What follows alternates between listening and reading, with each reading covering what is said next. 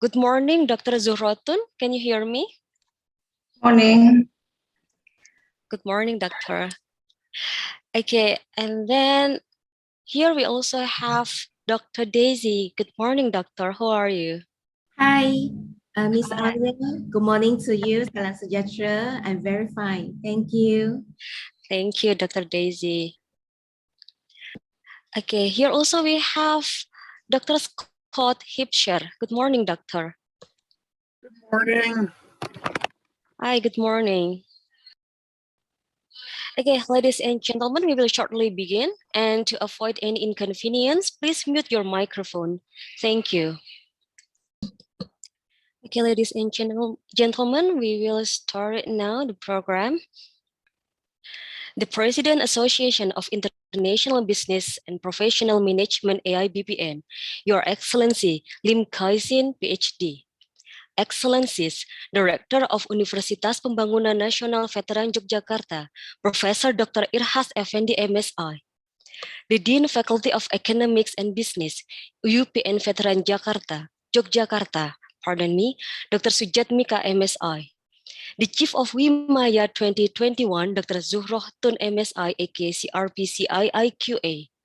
The speakers of today's event, Professor Ainun Naim, MBA PhD, Dr. Scott Hipser, Dr. Julie Fardan, Dr. Nishan Joshi, and Dr. George Weiss. Excellencies, participants, distinguished guests, ladies and gentlemen, good morning and welcome to the 2021 WIMAYA International Conference of Economics and Business, held by Universitas Pembangunan Nasional Veteran Yogyakarta and supported by the Association of International Business and Professional Management, AIBPM. I am Aulia Herdiani. I feel honored to be the host for today's event. It is such a great opportunity for us all to interact and network with peers and colleagues across countries. I do appreciate you for taking your busy schedule to join us today, Saturday, December 11, 2021. On this occasion, we'll have outstanding discussion from our prominent speakers, whom I believe shall enrich our insight and knowledge regarding the recent trends in economics, business, and accounting toward the economic development of Asia-Pacific region. Ladies and gentlemen, we will begin our today's conference, but before that, let's reverse and listen to our national anthem, Indonesia Raya.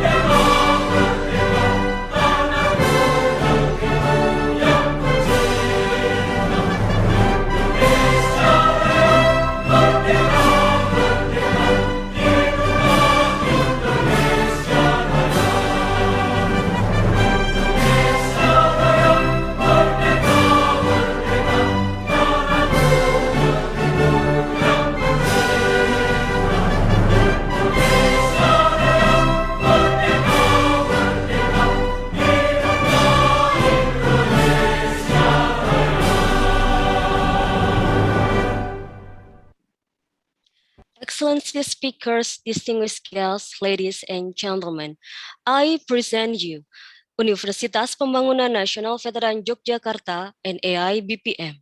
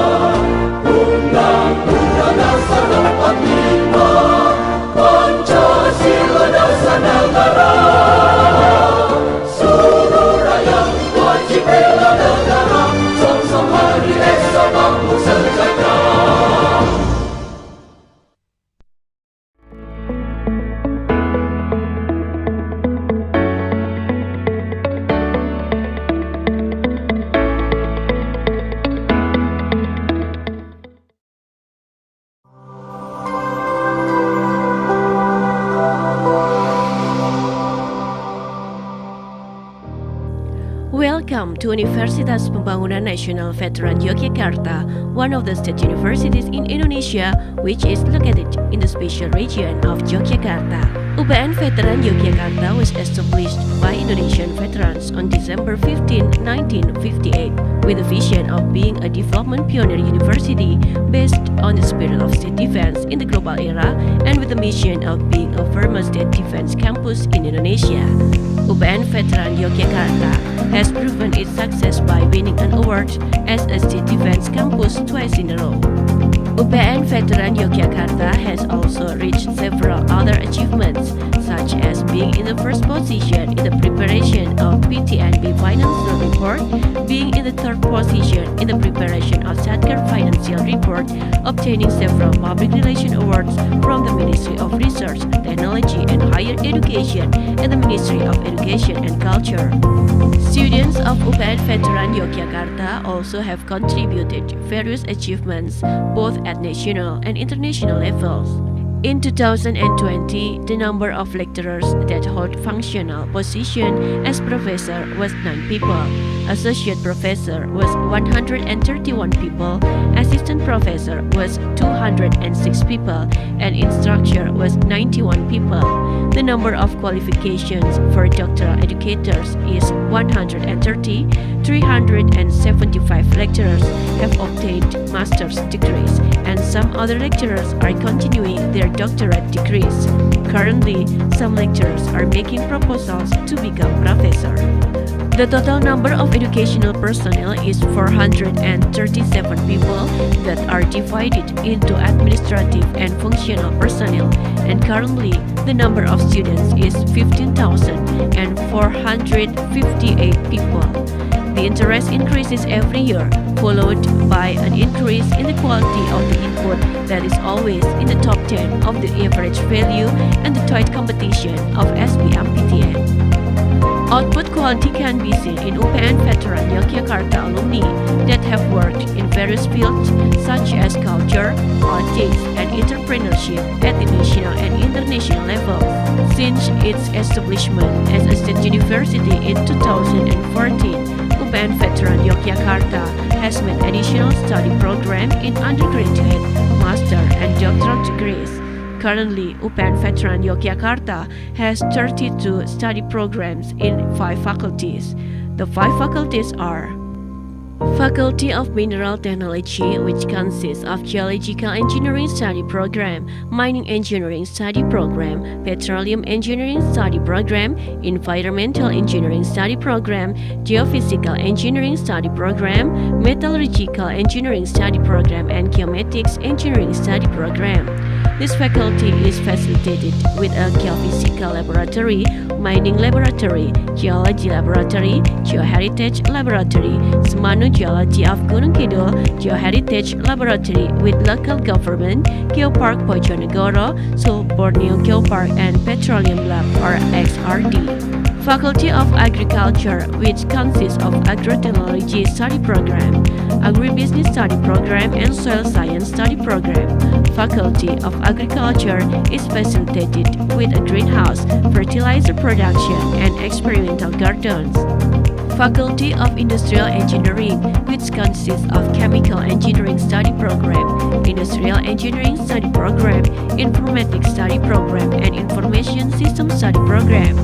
Faculty of Industrial Engineering is facilitated with a lab FTIR Laboratory, CNC Lab, Manufacturing Process Laboratory, Robotics Laboratory, Computing Laboratory, Internet of Things Laboratory, Study Center, and Information Technology Learning Factory. Faculty of Economics and Business, which consists of Management Study Program, Accounting Study Program, and Development Economics Study Program. Faculty of Economics and Business of UPN Veteran Yogyakarta is facilitated with a Tech Center, Capital Market Laboratory, and Computer Laboratory, Accounting Laboratory, Management and Entrepreneurship Laboratory, and BI Corner. Faculty of Social and Political Sciences, which consists of the International Relations Study Program, Business Administration Study Program, Communication Science Study Program, and Public Relations Study Program. This faculty is facilitated with a photography laboratory, audiovisual laboratory, PR laboratory, multimedia laboratory, radio laboratory, defense and security laboratory, COIN, defense laboratory, additional laboratory coordination. A total of 11 study programs have been accredited A. 15 study programs have been accredited B, and 6 new study programs have been accredited. UPN Veteran Yogyakarta has collaborated with several partners, and it will continue to develop in the national and international scope by collaborating with schools, between universities, government agencies, business entities, and private institutions every year. The study center has collaborated in the 3 pillars of higher education, especially in research and community service, funded by the government as well as national and multinational business entities. To improve service quality, UPN Veteran Yogyakarta collaborated with Telkom Indonesia to revitalize ICT infrastructure in providing Smart Campus Plus through a fast and stable internet network throughout the campus area with the characteristics of state defense and K3L, namely safety, security, health, and preservation of environmental functions. Smart Campus Plus also provides smart parking, mobile applications, smart classes, smart card library, full Wi-Fi area, data center, and CCTV. UPN Veteran Yogyakarta secure, safe, eco-friendly through digital technology. Currently, UPN Veteran Yogyakarta has an integrated information system, namely SMART and SPADA. We keep trying to improve supporting facilities and infrastructure, namely integrated service center, auditorium, canteen, student dormitory, various banking facilities, and sports center. All these infrastructure facilities are integrated into a smart building. Services that are provided by UPN Veteran Yogyakarta include polyclinic service, canteen management, UPN residence, utilization of experts, printing, GIS FM radio, Gunung Kidul Jawa site management, PT WIMAYA energy, old well management, PT Young, the provision of compost and plant seeds, Sempu garden agricultural products, and processed food and beverage products. Join us, UPN Veteran Yogyakarta. We provide a quality learning system that produces graduates who are globally competitive and have the spirit of state defense.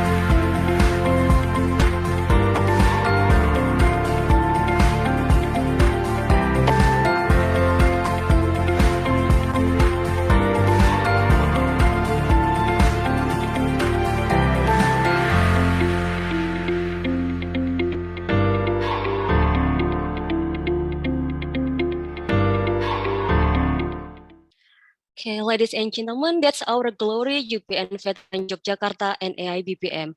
Now, without further ado, I'd like to invite the Chief of WIMAYA 2021, Dr. Zuhratun MSI, aka CRPC IIQA, to give the report.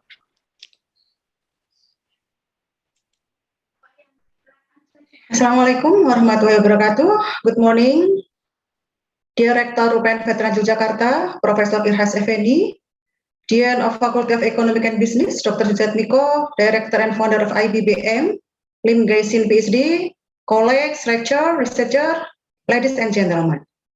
On behalf of Faculty of Economic and Business, UPN Veteran Yogyakarta, I would like to express my sincere gratitude and welcome you to the WIMAYA International Conference of Economic and Business. Moreover, I honorably welcome our keynote and invited speakers, Dr. George E. Weiss, Dr. Julie Verdan, Professor Ainu Naim, Dr. Scott Hipser, and Dr.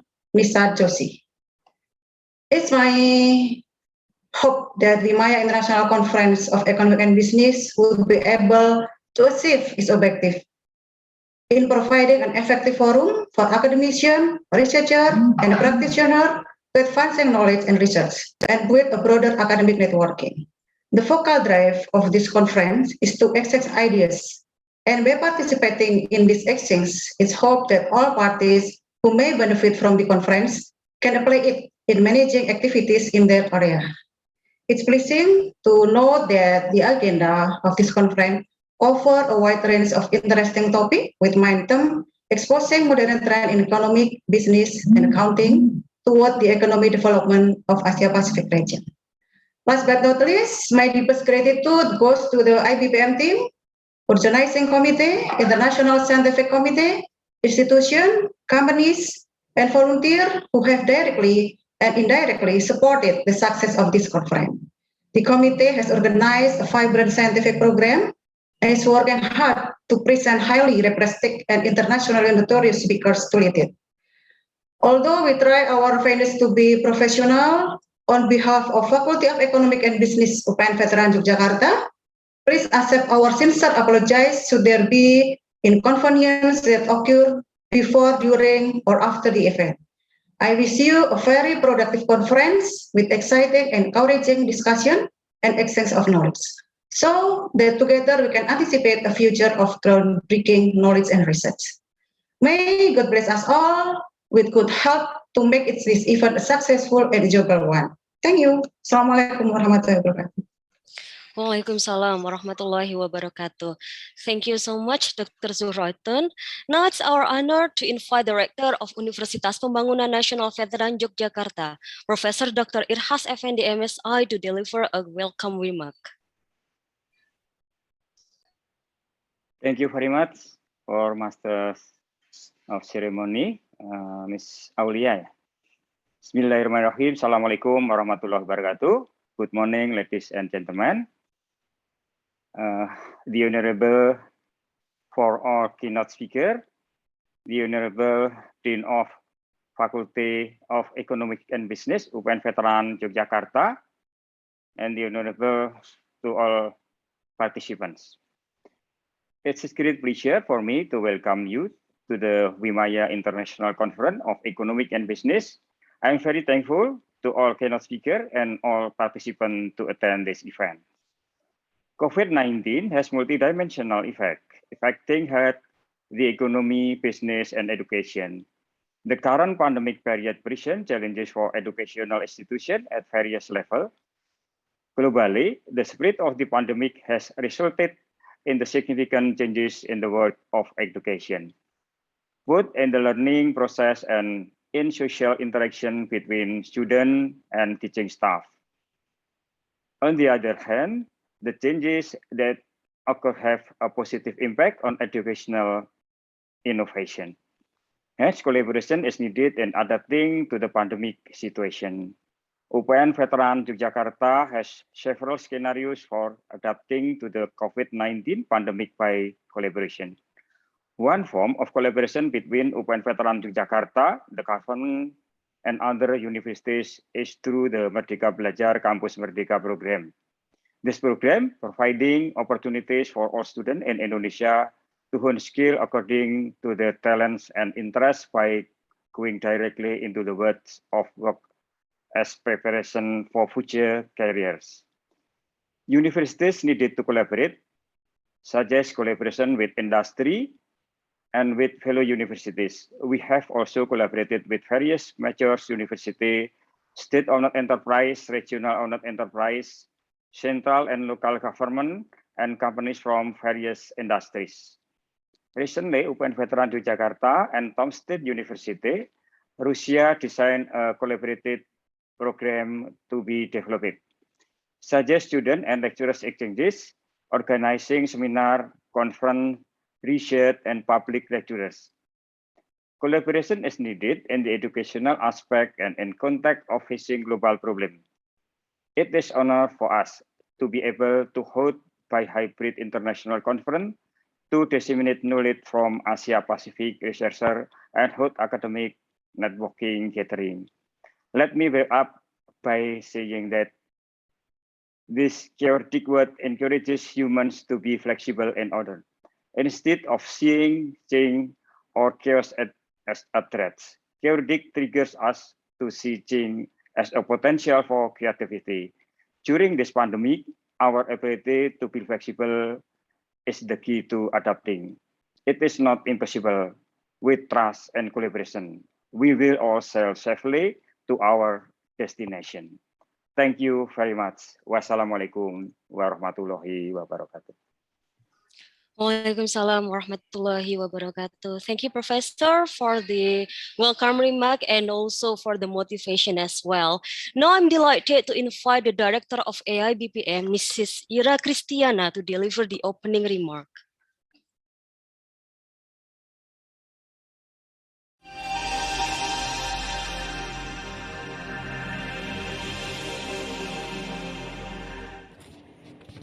It is my great pleasure to welcome you to the 2021 WIMAYA International Conference of Economic and Business. Ladies and gentlemen, allow me in this opportunity to welcome all of these conference participants by first praying our grateful and praise to the Almighty God for all His blessing, grace and mercy that have made us possible to gather here in this conference in excellent condition and health. We would like to say thank you to the Honorable Rector Universitas Pembangunan Nasional Veteran Yogyakarta, Profesor Dr. Irhas Effendi, MSI. The Honorable Dean of Faculty Economics and Business, UPN Veteran Yogyakarta, Dr. Sujatmika, MSI. The Honorable Committee Chairman, Dr. Surotun, SA, MSI, Angka, CRT, CIIQA. Thank you to dear keynote speakers, Dr. George Awais, Dr. Julie Fardan, Professor Ainun Naim, MBA, PhD, Dr. Scott Hipsers, and Dr. Nisan Joshi. Distinguished guests and participants of the 2021 WIMAYA International Conference of Economic and Business with topic on expose modern trends in economic, business and accounting toward the economic development of Asia Pacific region. Association of International Business and Professional Management, or AIBPM, is very pleased to be organizer partner for this conference in Yogyakarta.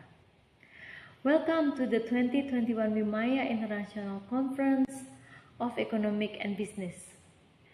The world today is facing many challenges. We must address the modern trends in economic, business and accounting toward the economic development of Asia Pacific region to deliver improvement in efficiency and resource productivity and economic development. Together with the public and private sectors, non-governmental and intergovernmental organizations, researchers, lecturers are responsible to build a better economy for society through the application of modern knowledge. technology and business system knowledge to develop an effective economic system without compromising society. We should be clearly aware of the importance of interdisciplinary cooperation. We need to promote cooperation within the profession and also with industry and the public in the creation and application of knowledge for enhancing modern economy system. Curriculum and pedagogical reform in education and continuous professional development to encompass wider social and technical concerns are needed. International cooperation in management facilitates the exchange of knowledge and promotes technological application for safer and well-being future to support human life sustainability. In accordance with the vision and mission of AIBPM, that is to become a global association, this international conference is one among many efforts to make this vision and mission come true. This year, we have conducted partnership with many universities, both from Indonesia and overseas. And in 2022, we have also signed 6 agreements with conference providers. It is part of our concern on contribution of knowledge for enhancing national productivity and competitiveness in Indonesia. Hopefully, we all significantly give more contribution to the nation advancement in the not too distant future. To all of our distinguished guests and participants, thank you for being here. Welcome and enjoy the conference. Thank you, Mrs. Ira Christiana. And finally, we are pleased to share you some informations. Thus, I'd like to invite the Country Director of AIBPM Malaysia, Dr. Desi Kim Wei Hong, to highlight previous and future activities in Malaysia. Thank you, Ms. Aulia. Ladies and gentlemen, salam sejahtera and good morning. As the Country Director of AIBPM Malaysia, first, I would like to congratulate AIBPM for organizing the great conference of WIMAYA International Conference 2021 and also the recent International Youth Conference 2021 with Penang Youth Development Corporation last month. Thank you AIBPM for the great efforts. I also would like to congratulate AIBPM for pioneering the Nusantara project. The Nusantara project is a virtual collaboration project that allows students to work in a global virtual team. And AIBPM Malaysia participate actively in the Nusantara project. We have a strong and committed team. We have strong leaders like Dr. Derek Tiokobant, who is the coordinator for Central College Penang. We also have Dr. Gan Kia Hui, Dr. Eun Hee Song, Mr. Kwek Ten Yong, Ms. Lok Yi Hui, and Mr. Jimo Adan Lukman. More than 50 students from University Science Malaysia and Central will be presenting their paper at this international conference. I'm impressed indeed and looking forward to seeing our young generations with many creative ideas in presenting their paper later on in this afternoon. And this will be their very first time or second time in presenting their paper at an international conference. Their paper will be published in an international under AIBPM. Thank you AIBPM for providing our young generations with this golden opportunity to participate at an international level. The conference indeed encourages our youth to voice their views and opinions, be it local or global. I'm very confident that Nusantara project will continue to bring a new height for AIBPM. And this is very much aligned with AIBPM mission by supporting the advancement of new generations of research scholars working across the border. Thank you, AIBPM, for actively engaging our young generations connected cognitively, emotionally, and socially. And as the country director of Malaysia, I have a big dream for Malaysia. And I know that AIBPM Malaysia will expand. So our plan is to continue to recruit strong leaders and stand tall and bring a better achievement event for the next year. Thank you, AIBPM. With that, thank you for your kind attention. Thank you very much, Dr. Daisy, for such motivational words. All right, before we start the seminar sessions, I'd like to invite all panelists and participants to turn the camera on. We will take group pictures, and the committee will be helping to capture it in a moment. And right now, I'd like to remind all presenters to rename their Zoom name based on their presentation rooms. For example, if you are in a room 1, kindly rename your name on Zoom to R1 and with your full name. And so forth. If you are in room 2, then please rename your name on Zoom by R2 and then following by your full name. Thank you. All right, ladies and gentlemen, I have a very good news for you. I'm excited to give you information that you have chance to win the free entry pass to our next conference. How to do that? And you don't need to worry here. It's quite easy to get the opportunity.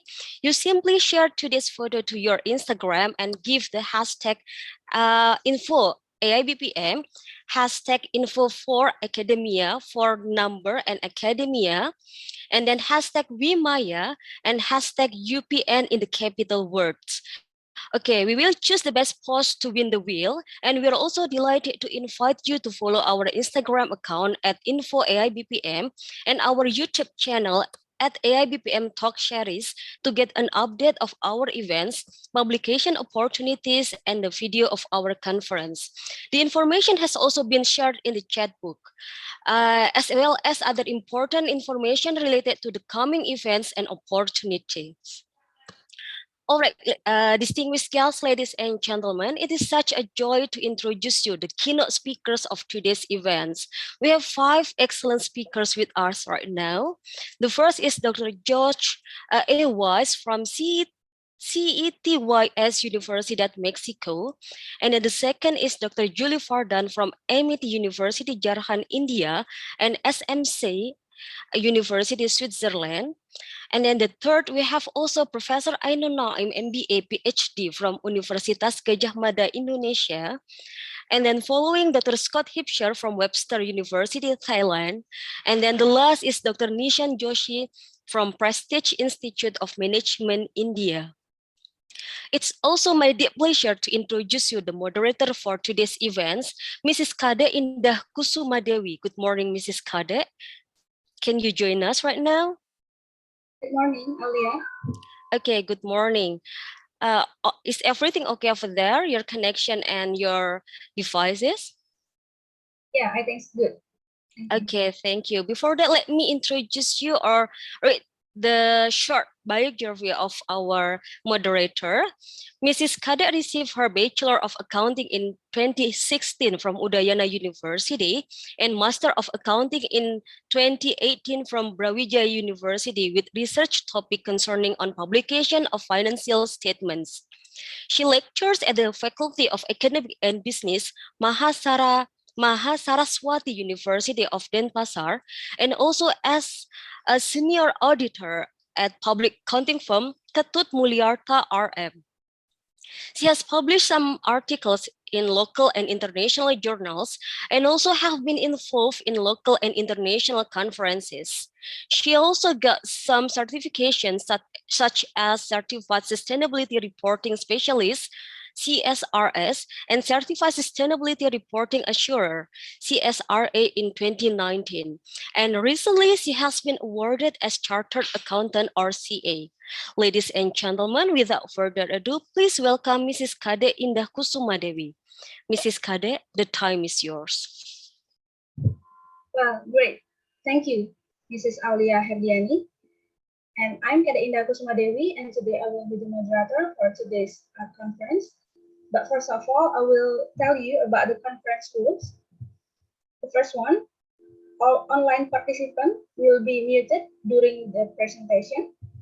The second one, there will be a Q&A session after the keynote speakers finish their presentations.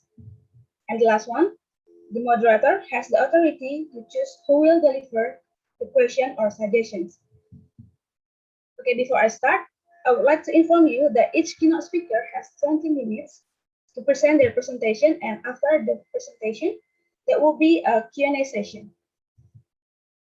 Okay, let me introduce the first keynote speakers. Our first keynote speaker is Dr. Josh A. Weiss.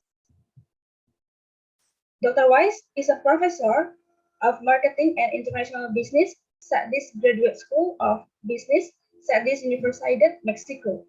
He got a PhD from IGADE Business School, and also he stands out in professional activities from 1980 until 2000, working in national and international firms.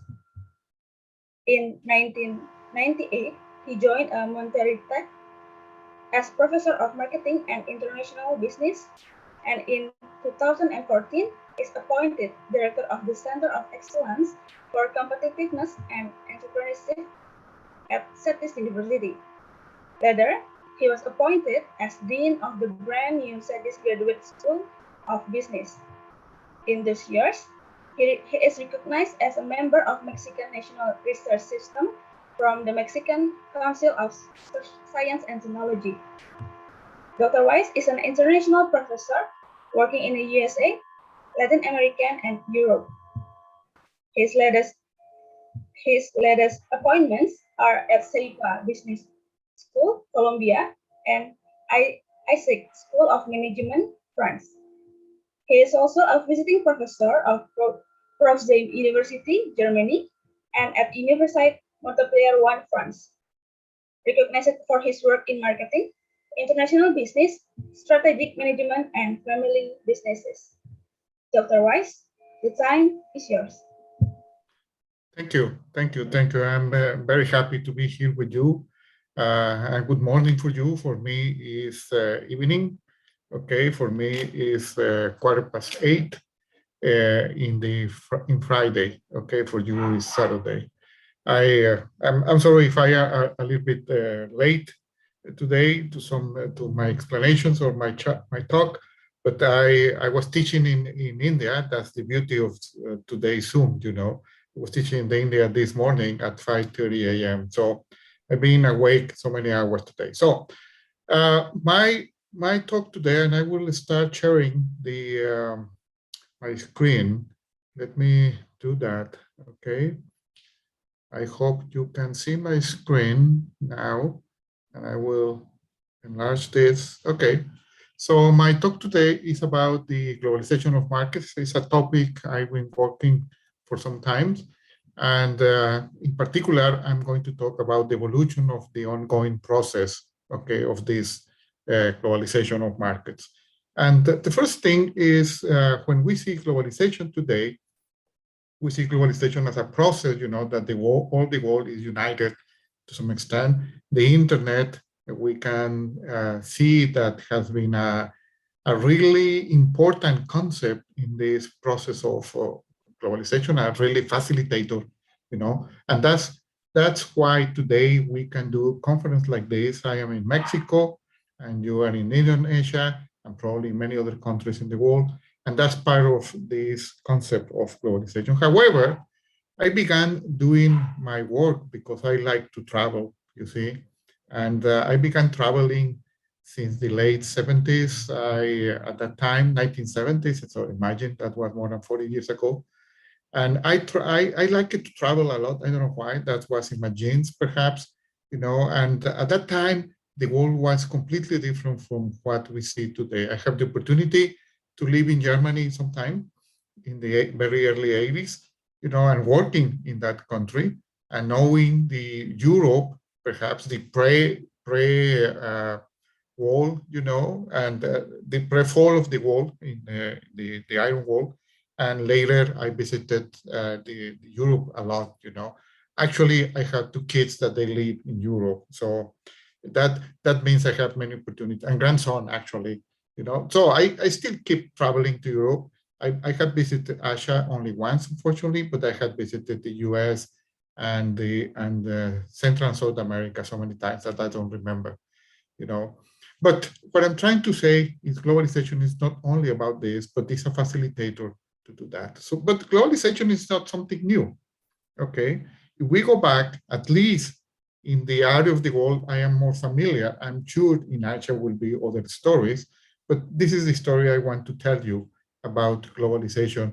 And everything began probably with the Phoenicians, you know, and their trade in the Mediterranean Sea many years ago, thousands of years ago, perhaps, you know. And what they did, and this is the commercial network, you know, of the Phoenicians, they did trade in the world they knew, and the world they knew was the Mediterranean. You know, going out of the Mediterranean was something very difficult for them, and this is what they done. Okay. However, Columbus, you know, probably you remember Christopher Columbus, he discovered a continent, and I began doing these kind of talks time ago because I was discussing with a colleague these topics. He was from India, actually was working in the States, and we were discussing about these topics of globalization, and he mentioned it about Columbus, that Columbus was traveling to the West, you know, actually trying to reach the Indias at that time, that was known at that time, and happened to be a continent in between, you know. So actually he was doing global trade, you see, and that was a discovery to me at that time to see. Probably for today it's not something that new, but imagine when most of these concepts were began, you know, in the 80s mainly. Okay, so it was a new idea for me, and a new concept to discover that perspective. Actually, I am a philatelist, so I collect postage stamps, you know, and I'm showing this stamp not because it's from Canada, but what is showing here is the possession of Great Britain, the United Kingdom, that they had at the end of the 19th century, okay? And at that time, they were seen as a global empire, okay? And they were known at that time as a global empire. So when trying to say globalization is not something new, it's new for us because we are living now in the 21st century, and probably we are taking what happened in the centuries before as this happened. So if we go to the history of globalizations, I already mentioned definitions, but also think what happened after them. And this is not a history class, of course, it's just to think about that. We studied this very early in our school. Okay, so Phoenicians, Greeks, and Romans, they knew about globalization, but in the area they know. Okay, and remember, every time they go to other places to discover and to find. At least I'm talking about on this area of the world, you know, and I'm sure in Asia will be different, as I mentioned before. I mentioned already what happened to Christopher Columbus, and I just repeat that it just happened to be a continent in the middle because he wanted to go to other places, the global empire ever, the British Empire. But then came in the at the beginning of the 20th century, two big, or at least in the first half of the 20th century, two big political disruption that happened to modify everything that had happened before with globalization. And those were the two big wars, you know, the First and the Second World War. And that was a big disruption in the way to do globalization. However, today we can see that the 21st century is different.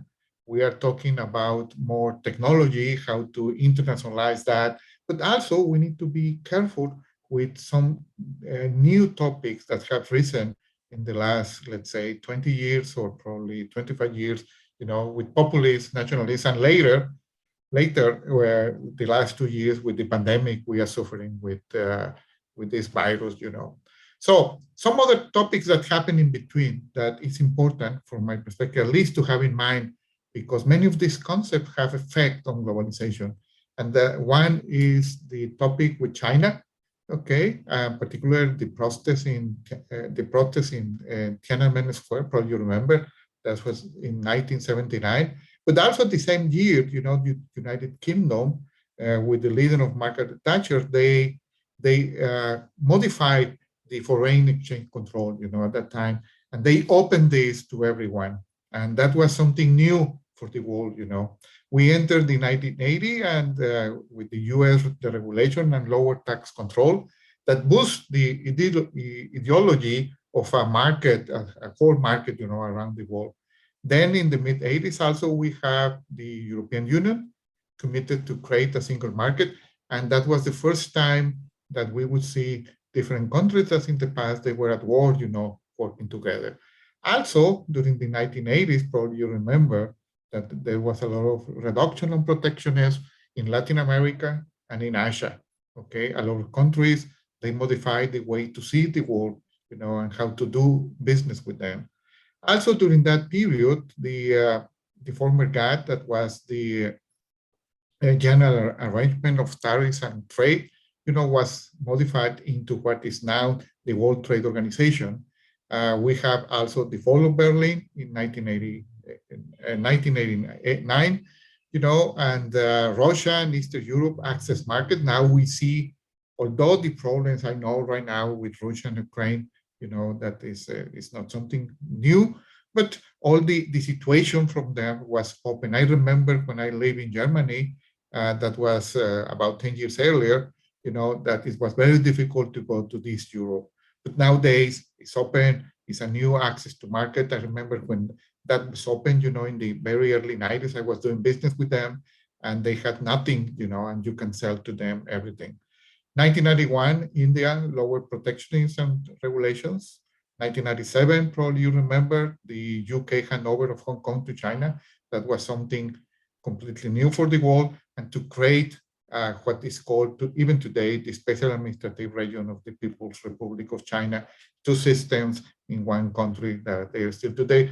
And I don't want to talk about all the problems that represents, but just to see as this effect that's going into globalization. We remember, as I said before, the European market with this, with the single market in 1993, the enlargement they have, the single currency, many countries, 27 countries in the single market, and many of them with a single currency. That was something new. I remember when I did my first trips in very early 2000s, that my colleagues asked me to bring them the new coins and banknotes, to know them. And nowadays they are all over. But at that time was also something completely new, because the system that they try to make this more global and to compete with the world, in different areas. Well, we remember just 12 years ago or so, the world crisis with the subprime that's also affected. And I believe that at that time, something that was making in the way, happen, that many of the problems that we are facing today, politically speaking, or economically speaking, to some extent, without the pandemic, of course, because that was something unexpected completely, that affected the process that we are living on globalization, as we saw this 30 or 40 years ago, okay? And you have here, as I mentioned before, several problems. The problem with the dollar, that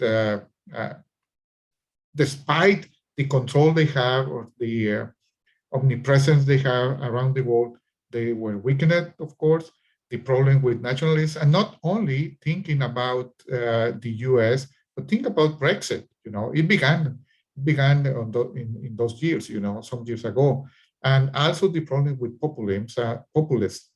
And this is not only happening in the US, but in many of the countries, and these are the starters probably, or some people that they have been moving this. And this is something that happened to every country in some way, but in some other countries, it's more emphatic what had happened, and even in developed countries, not only developing countries, okay?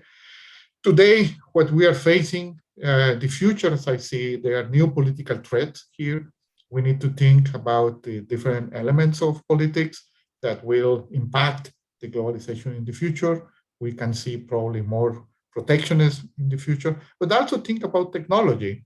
And not only to communicate as we are doing this, but the new concepts of the meta thing, I don't know exactly how to pronounce the metaverse is the company, but meta process or meta idea has been developing for some years, as well as the cryptocurrency that will change the way we will see globalization in the next years, okay?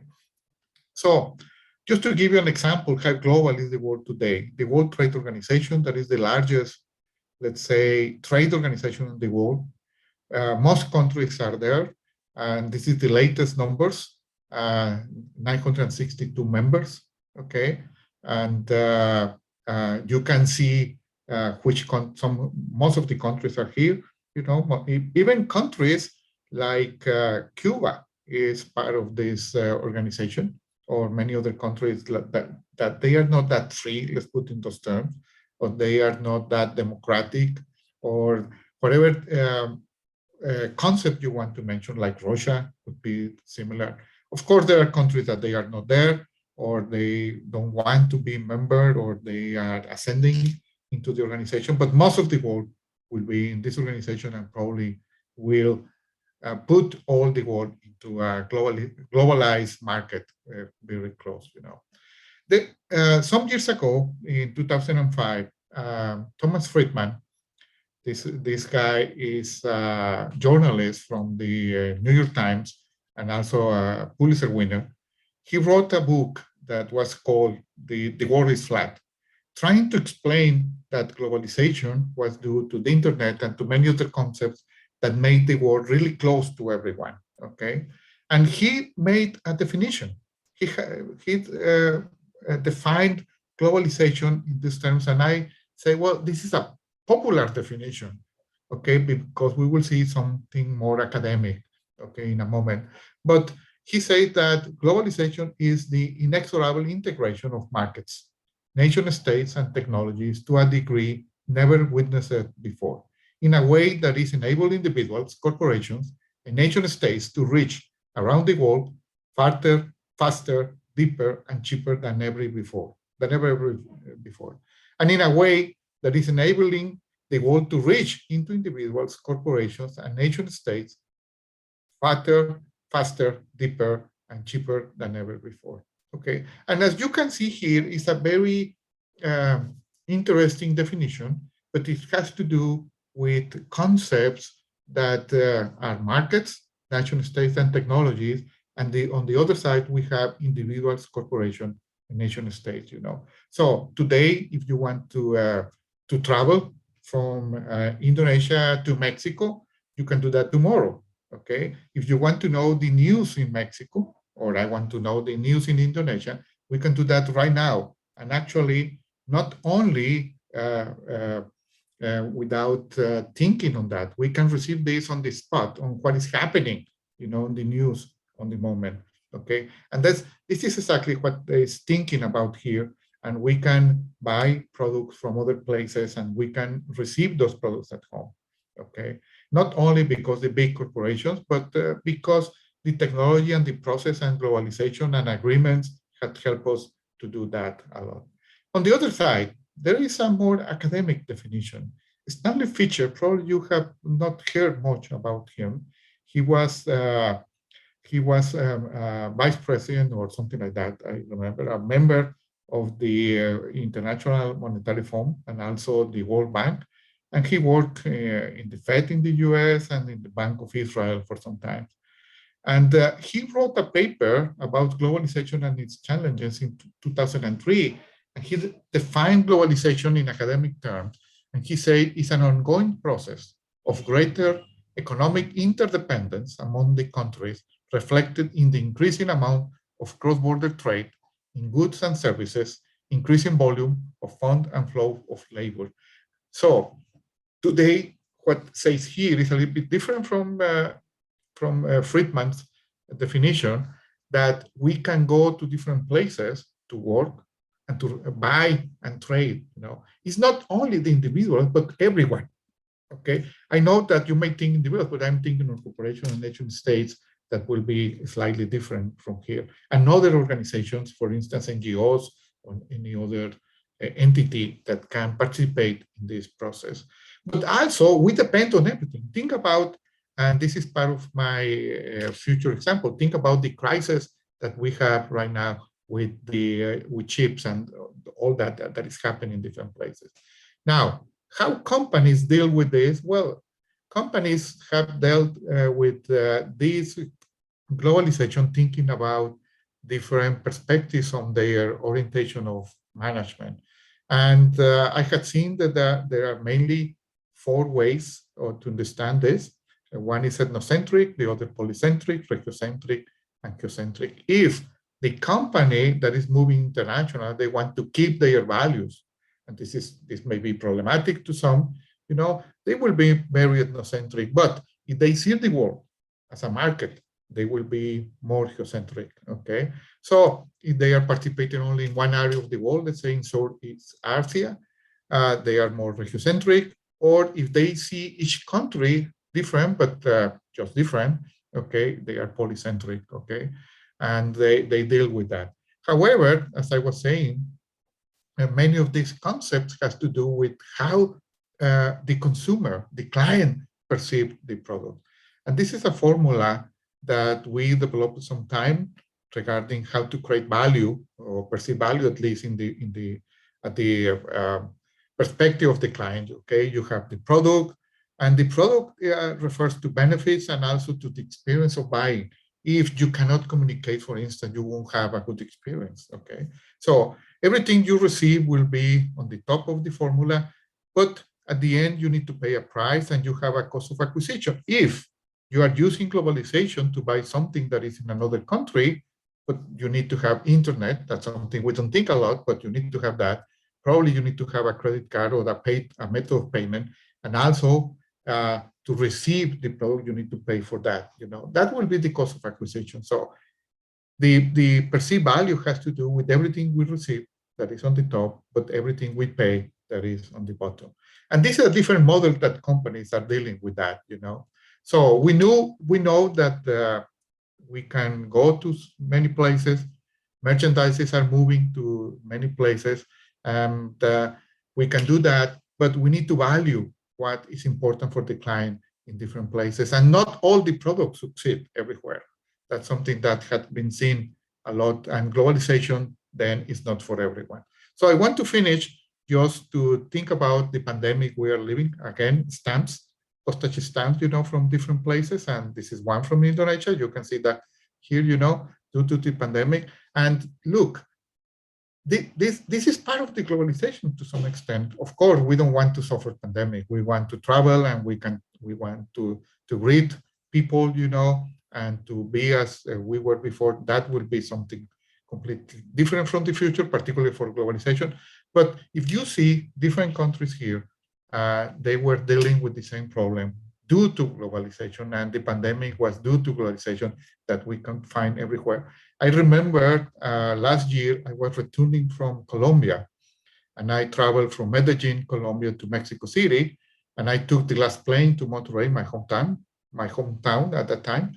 And I remember that was the last flight, and there was a coming flight from Europe that a lot of friends I met on the airplane, or people I knew at least, they were coming from Europe. At that time, that was the end of February last year.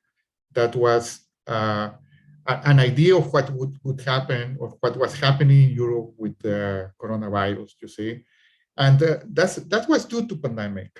That was due to, not to pandemic, sorry, to globalization, that we can move the virus around the world because it was more easy to travel to everyone. Well, from my perspective at least, and I will conclude with this, the future looks better than we think, but it comes with an effort and work. Globalization is an ongoing process, remember that. We need to generate value to extract that from what we are doing, and we need to move forward and not to have panic, due to a pandemic. This will happen in the future again, and we will survive this. I hope you learned something, and I hope this is correct.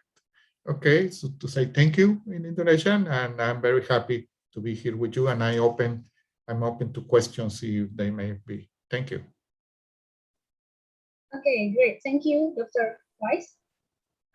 Thank you for the presentation about globalizations of markets. For the Q&A session will be after all of the keynote speakers present their presentation. So we're gonna go to the next speakers. But before that, I would like to remind you that if you have any questions, you can use raise hand tab or just chat, and don't forget to put to who your questions asked for. Okay. For the next speakers, is Dr. Julie Fardan already here? Can you hear me, Dr. Julie Fardan? Mrs. Indah, Yes. I think she's not here for now. Okay. Okay, because Dr. Julie Fardan didn't join yet, we're gonna go to the next speakers. We have our third speaker, Professor Ainun Naim, MBA, PhD.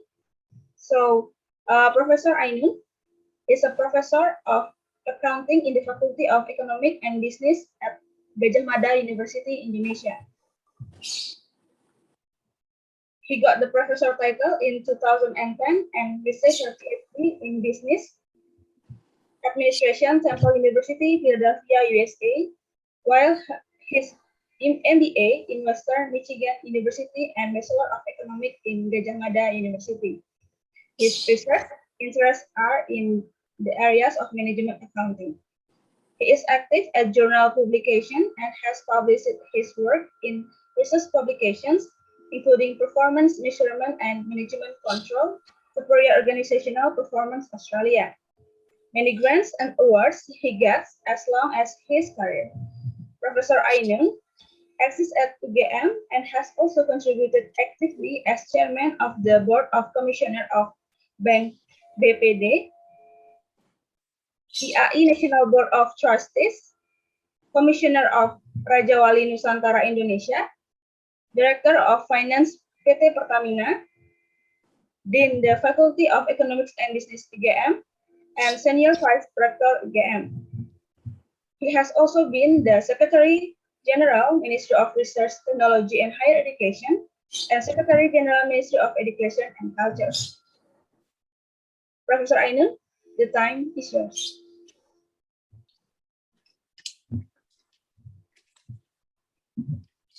Thank you very much. Can you hear my voices? Yes, Professor Ainun, clearly. Okay, thank you. Good morning. Assalamualaikum warahmatullahi wabarakatuh. Okay, let me try to share my presentation first. Could you get my presentation? Yes. Excuse me. You get my presentation, right? Yes, Professor Ainun. Yeah, okay. Sorry for the little bit delay. Well, thank you very much. First of all, let me congratulate UPN for successfully conducting this international conference, especially the Faculty of Economics and Business, and also the organizer, Pak Rektor, and his team. I also see that this is part of the ceremony for the anniversary of the UPN. So I also would like to congratulate UPN for the 63rd anniversary. I look at the topic of this conference is quite broad enough, including business and also economics. And I try to give presentation here about quite broad issues as well, so that hopefully it will give some views for the participants and all of us. So let me start with why we do research. So we do research, I think, to give the impacts. Impacts meaning that the research should be relevant, should be beneficial for practices to help the policymakers setting up the policies so that we have good policies. And also, as important as the impact is the to what extent our research contribute to the development of knowledge and also the science, technology, and innovations. So now, I think all of us quite understand and also give very much attention to the two phenomena, two very important phenomena, two momentums. First is about the industrial revolution 4.0, and then second, which is also still going on now, is the pandemic COVID-19. I think now many areas look into that two phenomena. With regard to the pandemic COVID-19, I think the pandemic affect all of our dimensions of life. And also most of the institutions, especially government, corporation, communities, schools, and universities respond to the pandemic COVID-19 in terms of setting up policies, developing innovations, and how those affect the economic recovery, welfare of the people, human development, performances, industry standards, and also how the professional do their job in providing professional services. This is in terms of the standards such as how the auditors, accountants do their works right now due to the pandemic COVID-19. In terms of the government, we can see that many policies has been issued for Indonesian government. For example, they do relaxation in many regulations regarding financial services and banking, for example. All of this is to prevent the companies or the companies in banking and finance to collapse, to maintain that they can do their business, facilitating and supporting the industry. Government issues a lot of subsidies, helping students, teachers, even small and medium enterprises to keep their works. But we can see that this is according to UNTAD's SDG. With regard to the SDG or Sustainable Development Goals, they said that UNTAD's SDGs past 2020 shows that progress on critical targets of the Sustainable Development Goals has stalled amid the coronavirus crisis. We can see that due to lockdowns, for example, there is a risk of learning loss, the decrease of the quality of public health due to the virus. Now, in terms of the effect of the pandemic on economy, we can see that most of the industries are affected. There are some industries that get benefits or they can increase their business, especially in health industry, but many of them affected adversely. But we can see there is a recovery as well. If we look at this curve issued by the Federal Reserve Bank of St. Louis in the US, there is a development with regard to the effect of the pandemic of COVID-19 to the stock market. Now, there are also some or many issues that we have to address what happened post-pandemic and other strategic issues. We see a lot of different ways or new ways to do business, new normal, new innovation, Also, there are interactive effects of Industry Revolution 4.0 with the pandemic COVID-19. There is also a business risk, and we have many things to do with the risk management. And I think Mr. Joker Wise also discussed about the effect of pandemic on the global market. And also, I think the pandemic will affect many other functions and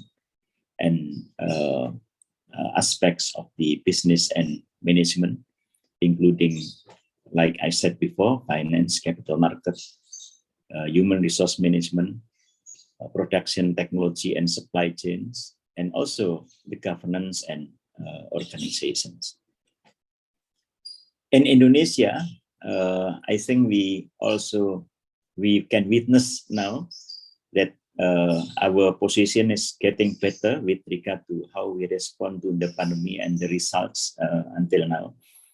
In this curve, we can see some indicators such as the consumer index, and then manufacturing index, retail and sales index, and also the export and import activities or international trade activities.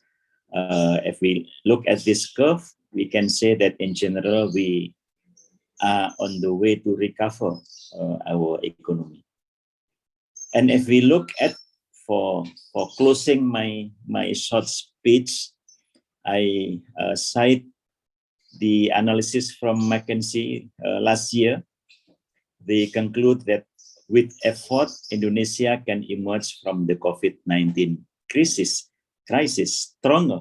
Yeah, not only recover, but recover stronger. Hopefully, we can recover not only stronger, but also faster.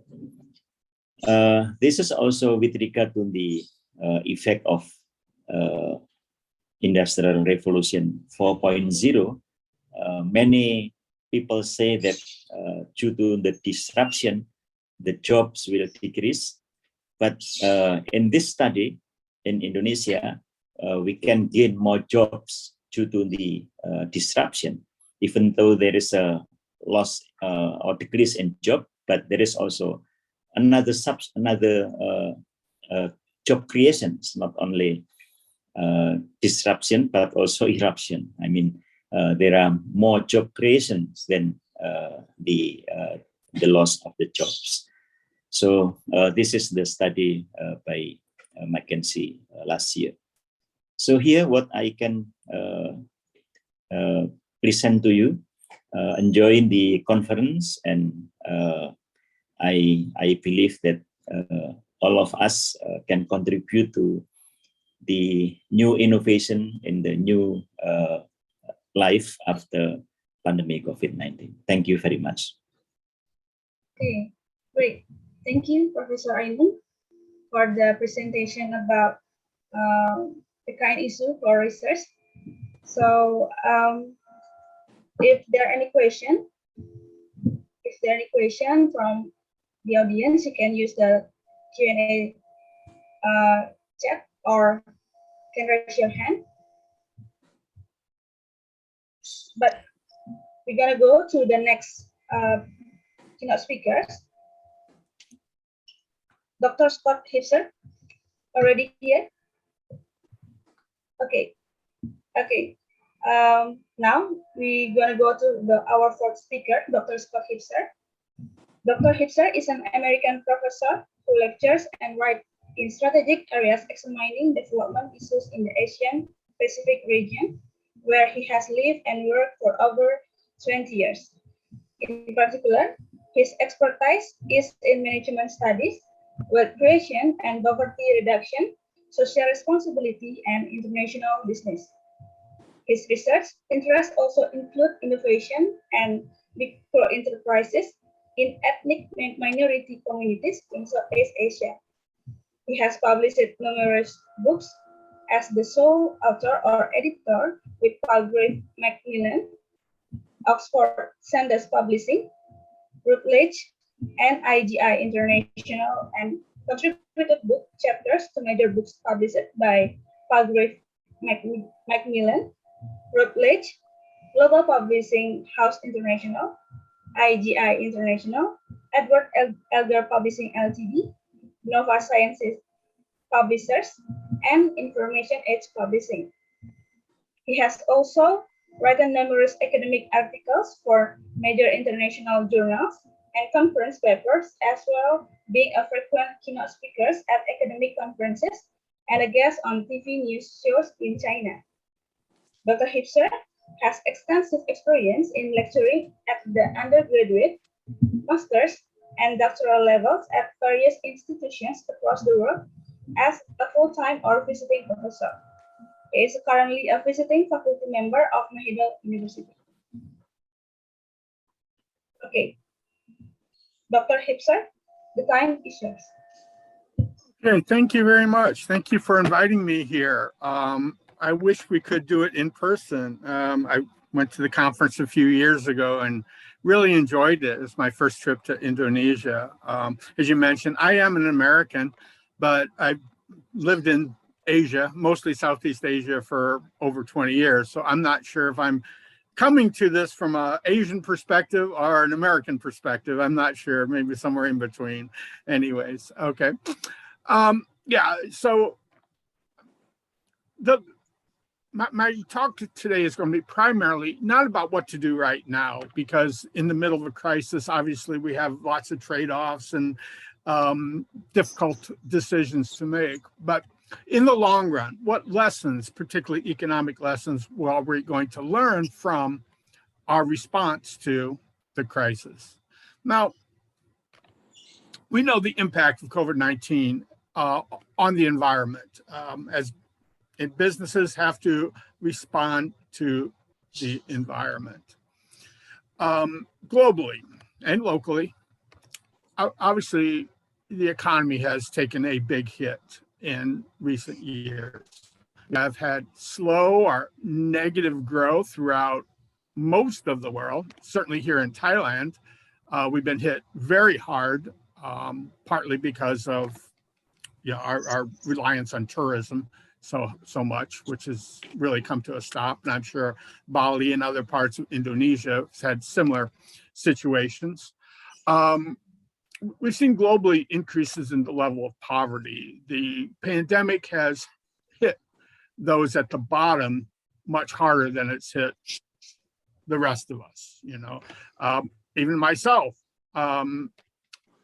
Webster University, where I'm working at, is closing its doors here in Thailand because of response to the pandemic and so on and so forth. So I moved, but I'm moving to another university.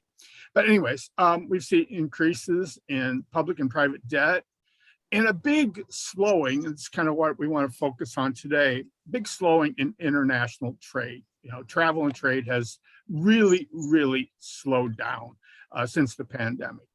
Obviously, we've had social impacts, travel restrictions.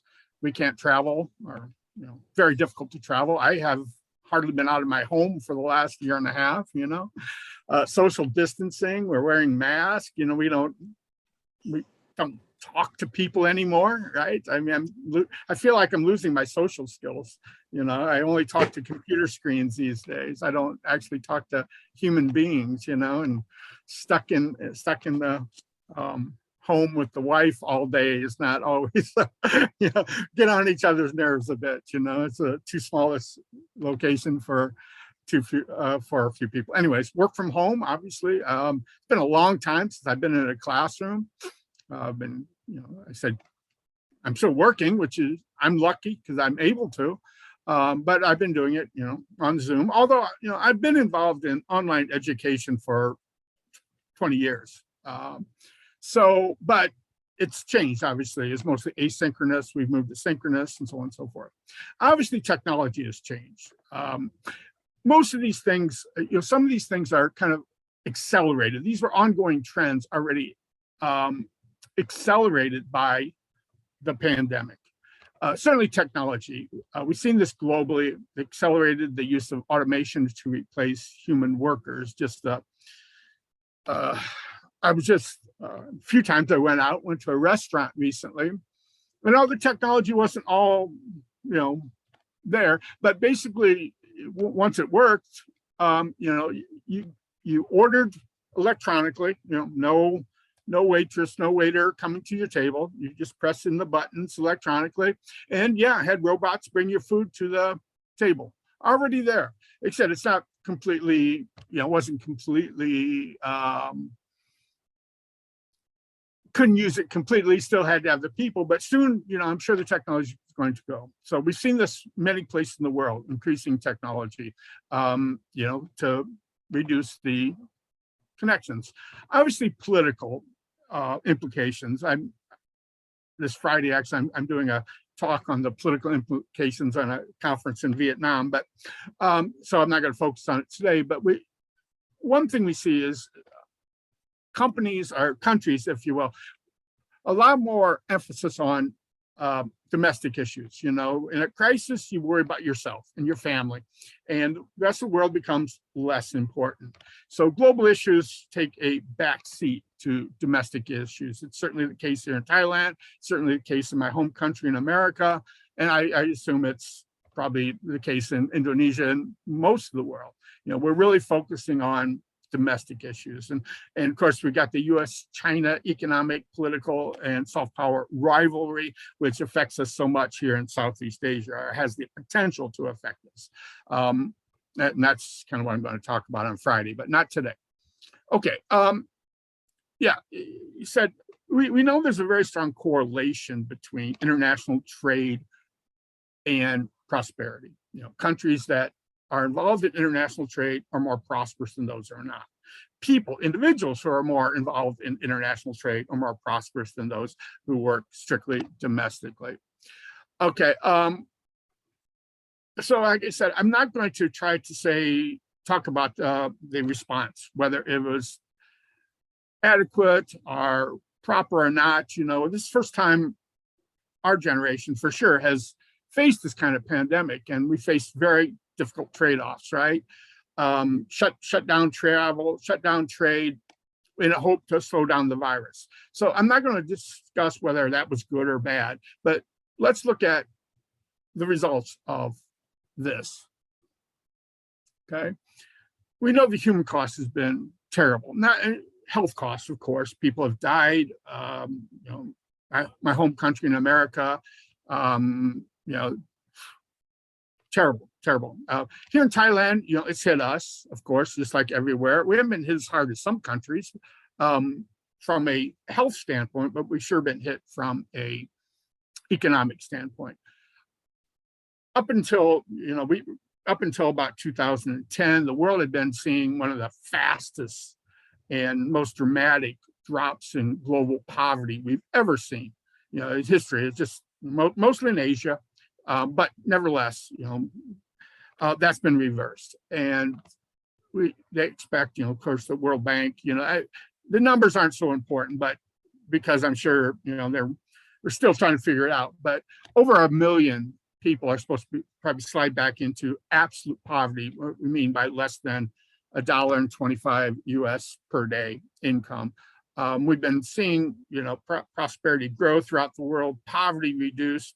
Now, because of the pandemic, we're seeing the reverse of that. A lot more people are going into poverty than ever before. Okay, certainly in Indonesia,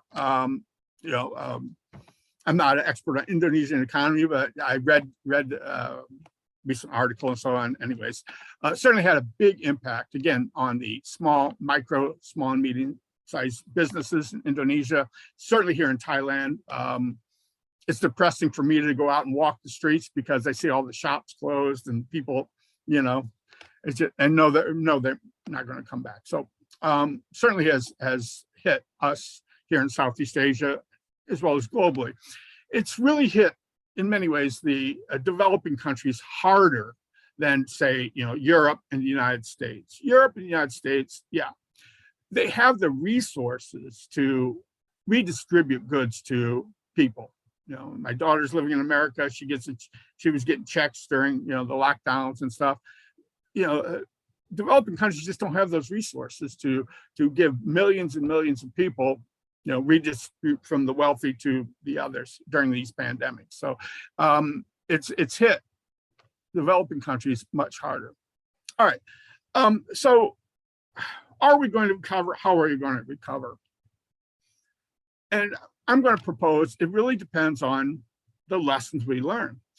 And even us in academia, we like to think we're objective and we use research and facts-based, but the reality is most people don't.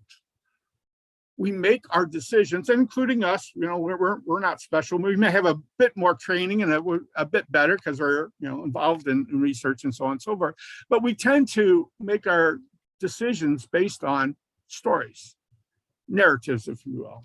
So the way we share information is not through statistics or evidence per se, it's through stories. You certainly see this in the United States with, I just heard, I think it was this morning, still only about 65% of people are vaccinated.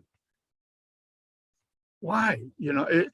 Statistically, if you take evidence, that vaccine is obviously much, it's very, very beneficial. But the stories, we hear one person possibly had a reaction to the vaccine or so on and so forth. And that's the information that really drives our decision making, not necessarily these facts. So how we move forward from the pandemic will depend a lot on what is the lessons we took from this.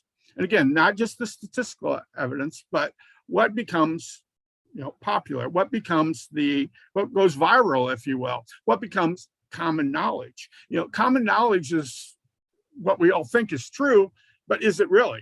We have all sorts of things from history. We say, well, this is what happened, and so on and so forth, but because that's what we're told. And in reality, if you go back and look, it's probably more complicated than that. World War II was caused by this, and so on and so forth. There were many causes, of course, but we tend to focus after events like this pandemic. We're going to focus on a lesson, and that's going to become what everyone believes in some ways. Okay, so we have two basic types of narratives. We have like the pro-business narratives, and business scholars and so on. Myself, I would fall into this, right? That business is good. It creates jobs, it creates prosperity, particularly international trade. But we also have narratives that business is exploitative, if you will. Business can, creates problems. It creates poverty. I'm teaching courses in sustainable development, and particularly the young generation has a very negative opinion on the impact of multinational companies and international trade. Very much different than the narrative that was very popular about 20 years ago, where globalization was everyone, was the answer to everything. It was very, very popular. Today, globalization is not popular in much of the world. People don't look at it the same way as they looked at it. What has changed? Not the evidence, the stories have changed. The stories that we tell change. Okay, so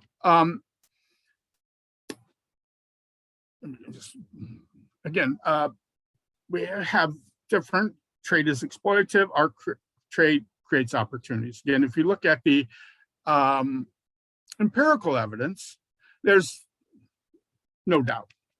There's no doubt. Okay, I mean the correlation between individuals, between countries, between globally, between increasing trade and increasing prosperity is amazing. In China, for example, I worked in China and done some research there. Depends on who's doing the numbers, but 700 million people or more have been lifted out of extreme poverty in China since they opened up to trade. Certainly trade isn't the only thing, but it's certainly a very strong correlation between that. Certainly here in Thailand, trade has been a big influence on us compared to like next door in Myanmar. If you go back to 1960s, the economy of Myanmar and Thailand were more or less the same. Thailand prospered, Myanmar didn't. You know, culturally very similar, so on and so forth. What's the difference?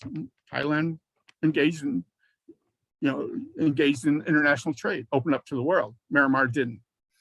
North and South Korea, we have all kinds of examples of this. But like I said, empirical evidence doesn't always drive policy, doesn't always drive what we do. It's often the narratives, if you will. So what narrative is going to come out of the pandemic? Is it that, oh, the open borders and travel and trade caused the pandemic? You know, if we all would have just stayed at home before and didn't allow, you know, people to travel around the world, this virus wouldn't have spread. You know, that may be the narrative we're going to say. And so countries will try to be more self-sufficient, for example. That may be the case. But we also know what's happened when we've shut down borders and we shut down trade and we put all these restrictions.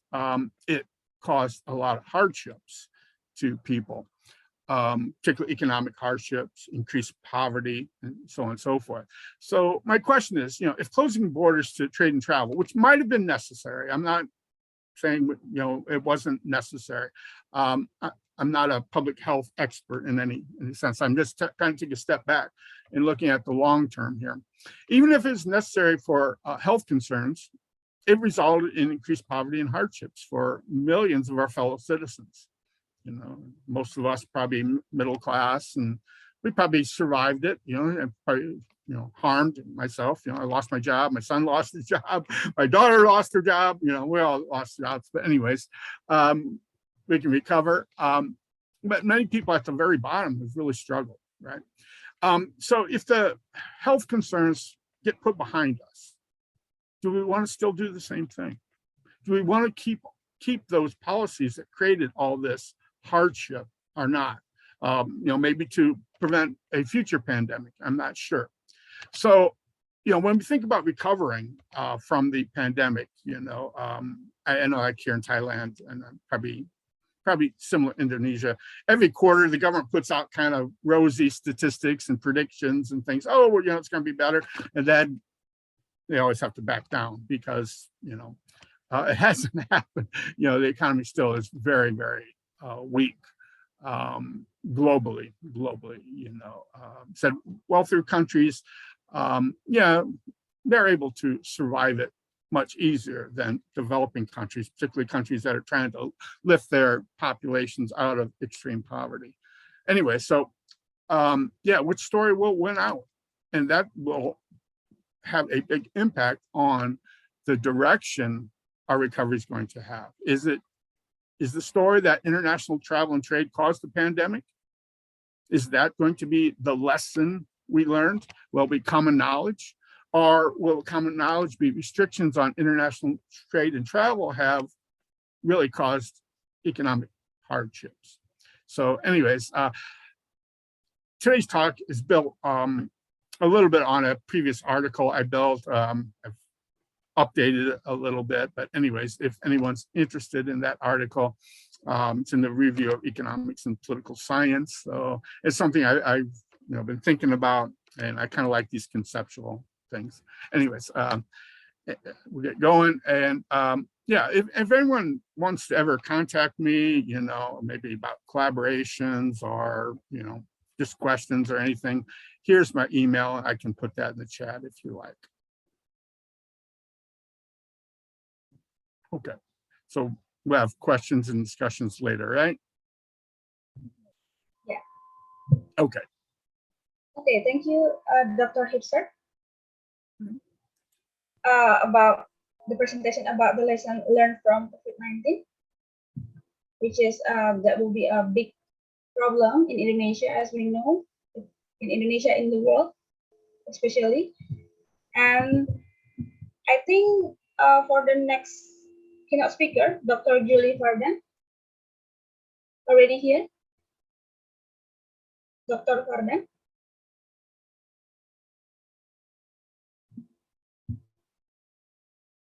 I think. Good morning, Dr. Kusuma. Very good morning to everyone present here and to all the panelists. Okay, good morning. Now I will introduce you before you present your presentation. Okay, Dr. Fardan is an academician with more than 17 years experience, currently associated with MIT University, Yogyakarta, India, a doctorate in business administration from SMC University, Switzerland. She has associated with a national media house, an international bank, and a Fortune 500 company early in her career and integrated his experience into the academic world. She has contributed in the management education field at the international level and was associated with the university in Dubai for more than a decade. Her research papers have been published in a number of acclaimed international journals in the areas of higher education, entrepreneurship, and sustainable marketing. Dr. Fardan, the time is yours. Thank you so much. Once again, greetings from India to all the panelists. It's such a pleasure to be part of this conference, and I'm sure that all of us will be able to have better insights on all types of aspects related to business and management. Ma'am, may I request you to share the slides? Thank you so much, ma'am, and so sorry for these technical delays, probably on my part, but I'm not able to help it. Once again, very warm good morning to all of you all from India, to all the panelists, to all the participants.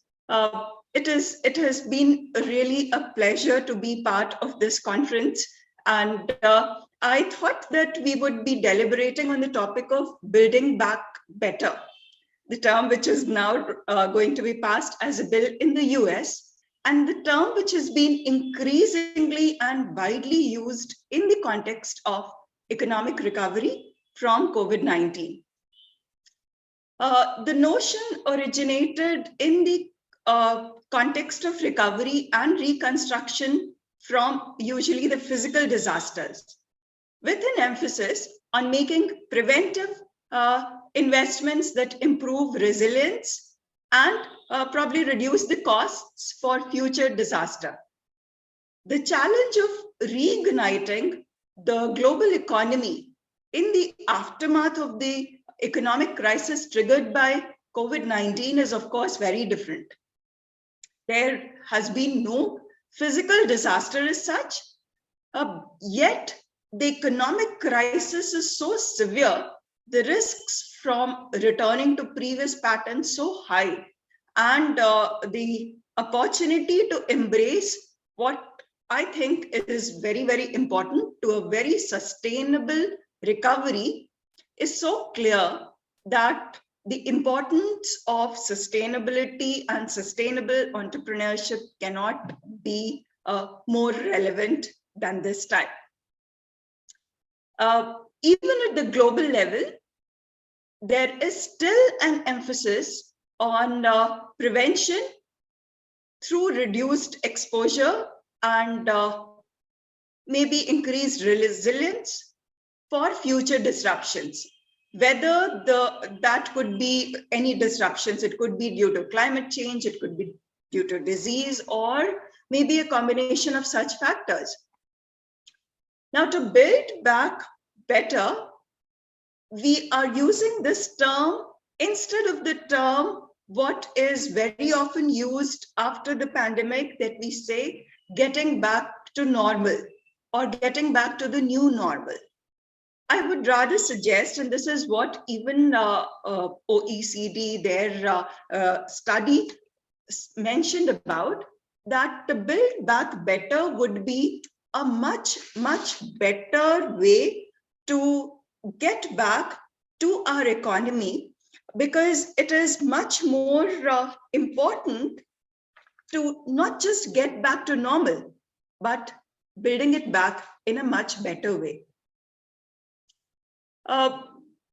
Although, as I mentioned, we will say that there is no physical disaster this time, but yes, the risks are so high and the economic crisis so severe that it becomes imperative for us to rethink on a more sustainable recovery measure. What is being mentioned in this slide are a study conducted by OECD in 2020 revealed that the recovery measures to build back better can be assessed across a number of key dimensions. And the dimensions are mentioned here. It could be aligning with net zero greenhouse gas emissions. It could be about improving supply chain resilience and circularity.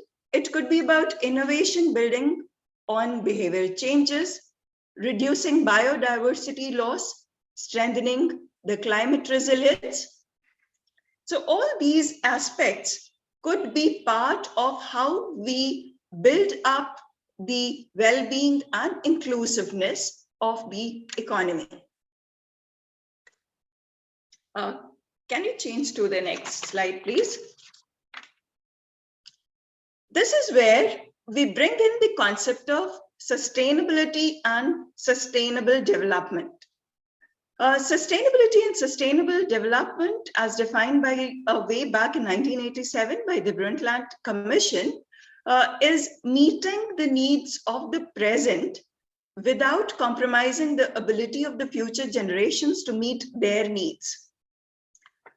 It is also mentioned as the triple bottom line concept, where we ensure that the society, the environment, as well as the economic aspects are taken care of. And we also would want to say that pursuing sustainability generally requires co-creation and co-governance processes, which involves local and international actors, maybe, including policymakers, practitioners, industries, and various other committees, maybe. What I particularly wanted to emphasize on today was, if you can please move to the next slide, is about sustainable entrepreneurship.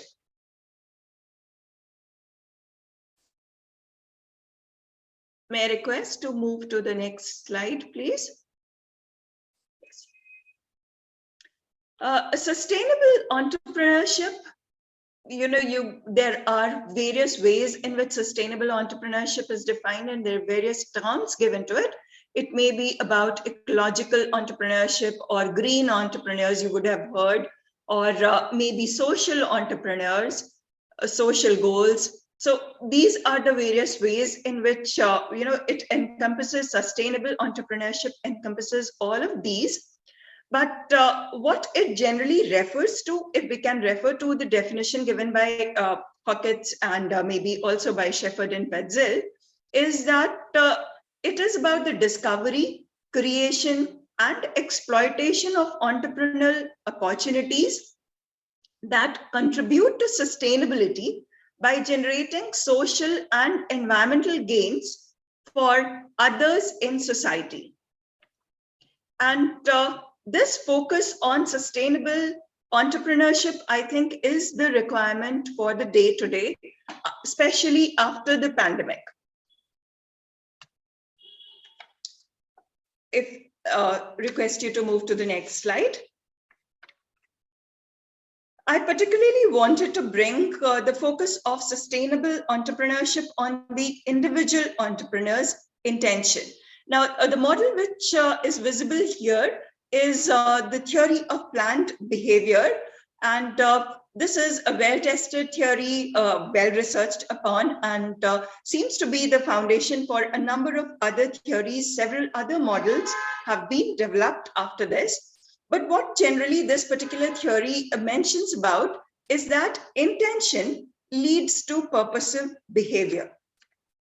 And these intentions in turn are can be the antecedents to it, could be about attitude, subjective norms, or perceived behavioral control. Although there have been a number of studies on sustainable entrepreneurship, we found that almost all these aspects on attitude, on subjective norms, on perceived behavioral control could also be part of what we consider to be the sustainable entrepreneurship intention. And this particular relation of intention and behavior is supposed to be very critical, as has been already mentioned way back in 1980 by Azen and Fishbein. As I mentioned, a well-tested model. And after this, there has been several models of intention behavior, which has been developed over the years in the field of entrepreneurship. Especially the theory, as I mentioned, the theory of planned behavior continues to be the basis for a number of these theories. Now, one of the antecedents, kindly request you to please move to the next slide. One of the antecedents which I found to be particularly of importance is that of resilience, especially so in these times. Resilience is an ability to go on with life or continue living a very purposeful life, even after hardships or adversity. And it has recently earned its place in entrepreneurship research. I hope I am audible.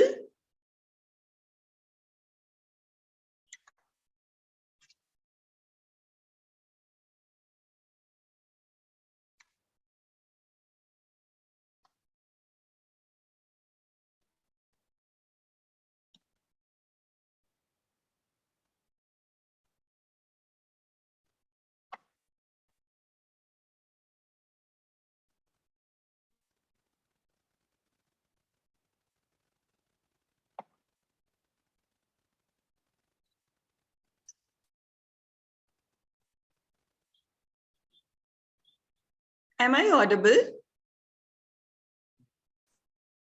Pardon, Dr. Pardon? Am I audible? Yeah, we can hear you. Yeah. To continue, we have, as I mentioned, about the sustainable entrepreneurship, we can also include in this the social entrepreneur, or maybe the environmental entrepreneurs, the green entrepreneurs, individuals who establish their enterprises primarily to meet the social objectives, or maybe to ensure that their community, their ecology is being aided through the economic development.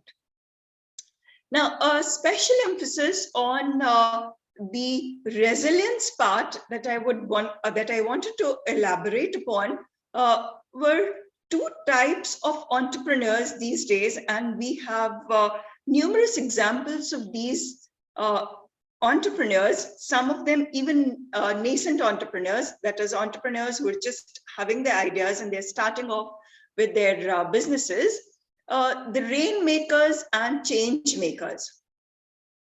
The rainmakers are revenue generating social entrepreneurs who are looking that profit is not our motive.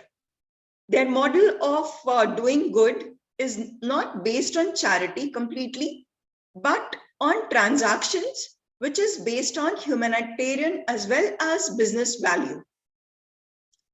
On the other hand, the change makers have been able to start large movements with very small individual steps to launch them. So while the world laments and bemoans the problems, the change makers are kind of taking it up on themselves to be able to lead the change and are resolute in their belief for change. Pardon, Dr. Pardon? Would you start your video? Oh, I'm sorry, I'm once starting. That's a black screen. Yeah, thank you. Thank you. So as I was mentioning, we were talking about the rainmakers and change makers. And in both of these type of entrepreneurs, the common, I would say the characteristics which were found across the examples of these rainmakers and change makers were was their ability for self-efficacy and resilience. The two terms, as I mentioned, apart from what we have discussed in the theory of planned behavior, to be very, very important driving forces, the characteristics in their personality, which they have been able to carry forward and hence be able to be the rainmakers or the change makers. And actually, I wanted to kind of give few examples just to make sure that, what these change makers or rainmakers are actually doing. So if you can just move on to the next slide, we have a few examples and I hope you will be able to relate to it.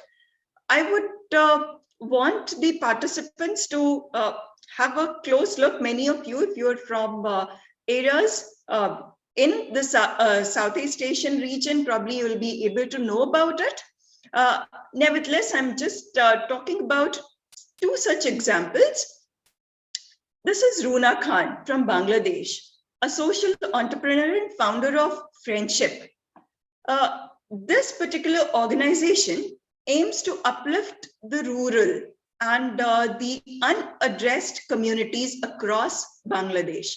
So what Runa did was she developed a series of children's books and textbooks that kind of challenged the age-old learning methods that we have in our region, especially pertaining to our regions, the rote learning methods in schools.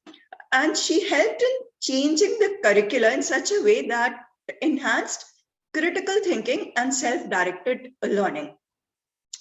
Today, this, by now, this group, Friendship, has been, and her team are serving around 100,000 people every month in Bangladesh by saving their lives, maybe by educating them on climate action, on poverty alleviation, empowering individuals so as to break the cycle of poverty for families and communities. If we can move on to the next one, a very interesting example, which I really found to be worth mentioning here. And probably many of you would be able to once again know about this. This happens to be the story of Amara, a 13-year-old change maker from Indonesia, who are, she and her team have stepped up to support the farmers and their community by transforming the way young people play a role in agrarian life. Now to tell you the story in brief, which, courtesy I've taken, I got this story from ashoka.org. Amara was, during her childhood itself, she was surrounded by farmers and she was very curious to know about their livelihoods, that why was it so unstable? After all, what was preventing the farmers from thriving? And it so happened that she and her classmates had gone for a school trip, and they interacted with the farmers, the local farmers, and conversations with them, with the farmers, kind of shook Amara a lot. And she was very disturbed because of the situation that she saw about the farming sector. She understood that farming has been stigmatized in Indonesia and in several parts of our region as kind of the last resort occupation. And she decided that she will interact more and find out if she can be of any help. So for one complete month, despite facing a lot of rejections and objections from adults, Amara and her group, her teammates, her school friends, visited farms across community. And they tried to communicate with as many families, as many farmers, and try to learn about their experiences. So what she came was that sustainability happened to be one common theme amongst the lives of farmers and their products, which kind of was missing. So what she found was the products, for example, were very poorly processed and packaged. And most of the farmers were selling their harvest in plastic bags, which did not add any value. So as a customer, you're always looking for something, some value to the product, something which, that is why we all are aware that products, once it is packaged, once it's branded, it gives them to the consumers a sense of quality is assured.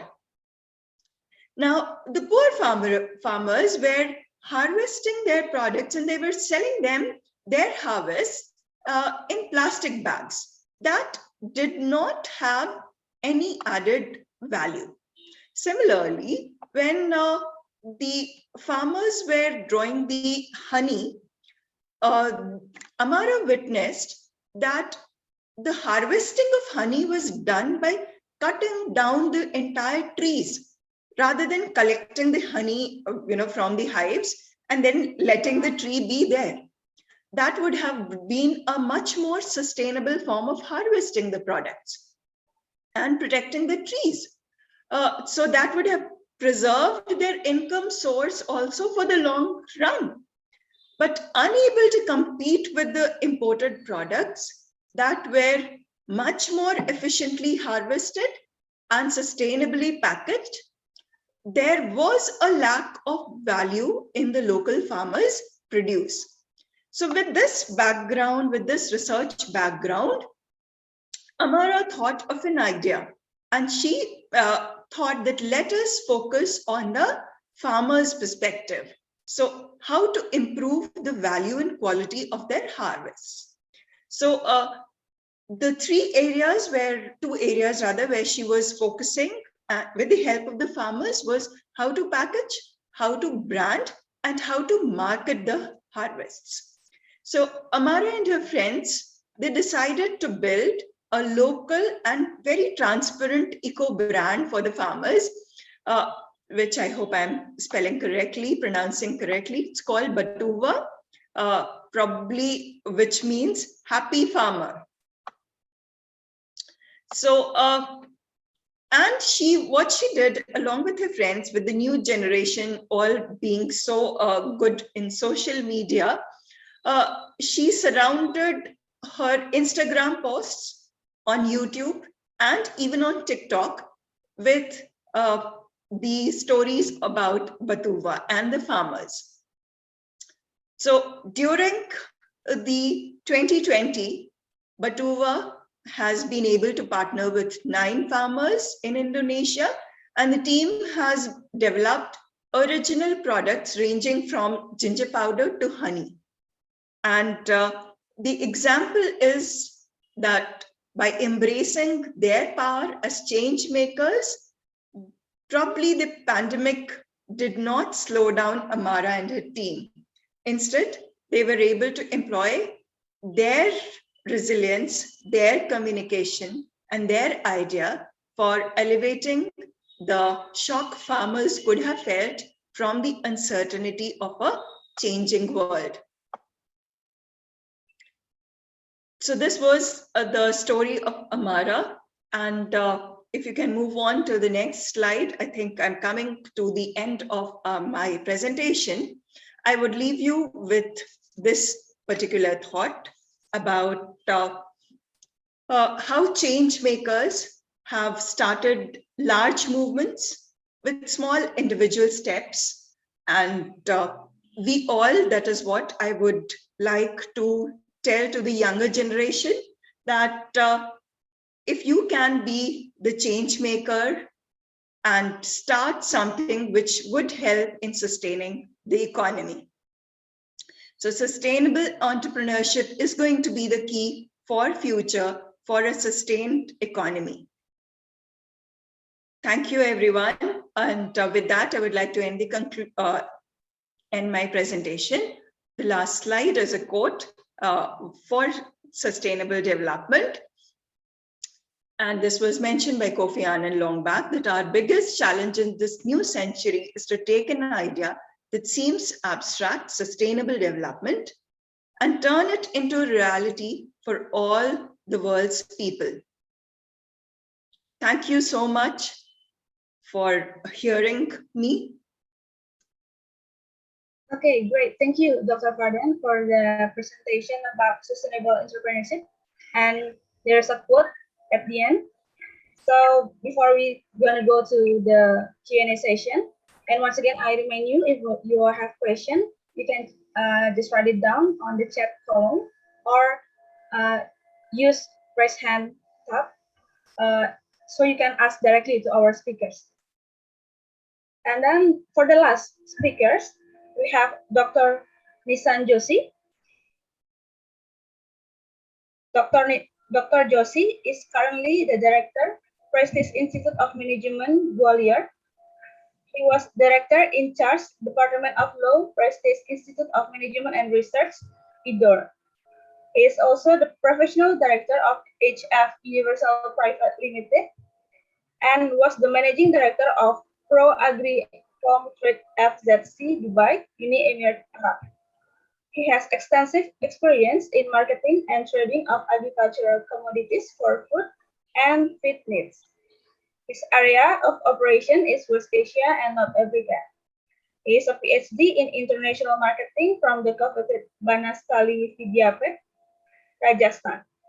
He is an author and has been a faculty of international business with Prestige Institute of Management and Research, Indore, one of India's leading business schools. Okay, Dr. Joshi, the time is yours. Thank you so much. I extend my warm greetings to one and all present. Good morning from India and namaskar. My previous speakers have enlightened the audience on various possible theories which can be applied in the modern day challenges which are being faced by both individuals and industries, governments and nations. These are the most unprecedented times that we are possibly living in. The world has witnessed the coronavirus pandemic the way it has never. We have been moving into zones, trade deals, businesses, where certainty is a big aspect today. Sustainability is an issue. Climate has become a problem. Under these unprecedented issues and challenges, and since a lot of theory has already been presented around the topic, I would wish to expose the modern trends in the South Asian economy in specific, while referring to the world at large. So I would now wish to share my slides.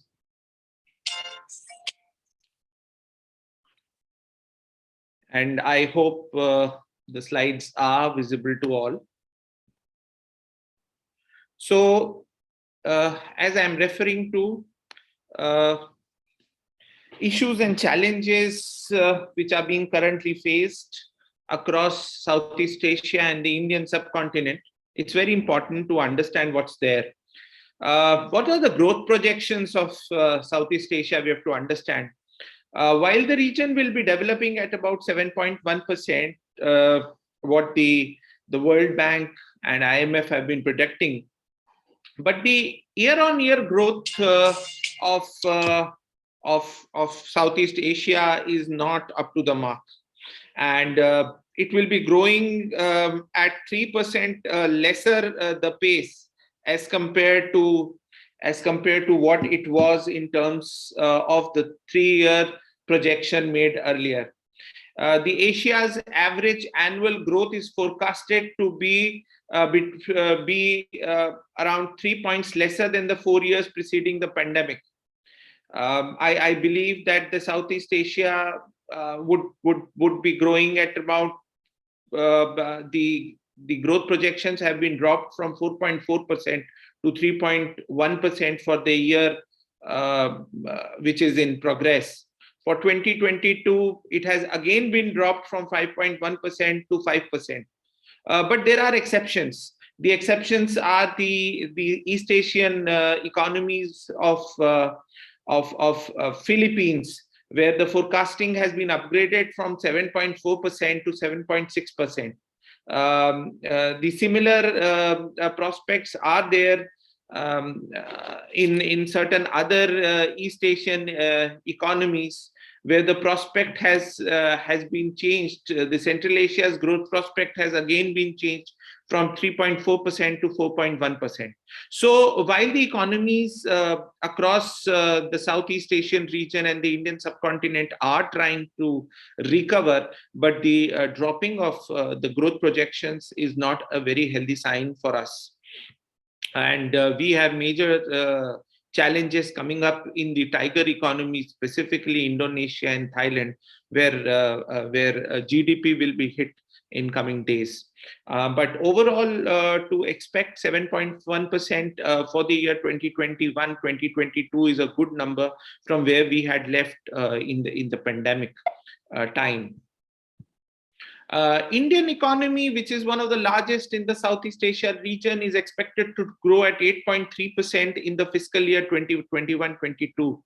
This is largely aided by the amount of public investment the government is doing, and the incentives, which are these are back-end incentives which the government is giving to boost manufacturing in the country. But this is also leading into some kind of an inflation, and Indian population is going to face a problem with the purchasing power parity of rupee, which already is pegged at 75 rupees a dollar or thereabouts, which is all-time high. And according to reports and projections, the rupee may get a hit of and reach about rupee 80 per dollar levels. In Bangladesh, the economy is continuing and it's recovering. The exports have recovered, and consumption will help the growth rates pick up to 6.4% in the fiscal year 2021-22. We should not forget that Bangladesh is still not amongst the emerging economies. It is still least developing, and there is a lot of challenge. But over the years, the export resilience shown by the Bangladeshi manufacturers has put the country into order, and that is one of the reasons why we see these growth numbers coming in. In Maldives, GDP is projected to grow at 22.3% in 2021 as tourism numbers have recovered. But the bigger problem is now that with the Omicron virus and travel restrictions, which are now again going across the world, Maldives will be facing a major issue.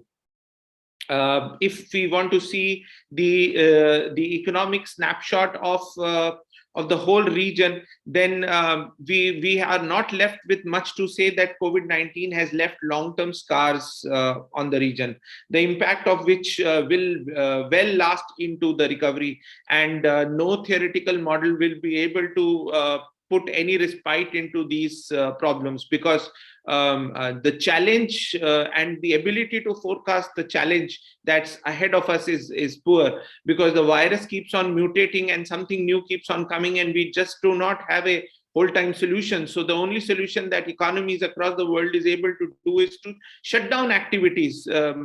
Cities are closed down, nations are closed down, and the whole economic activities are put to shut. So with these unprecedented and unseen challenges ahead, I don't see a lot of great recovery coming onto economies.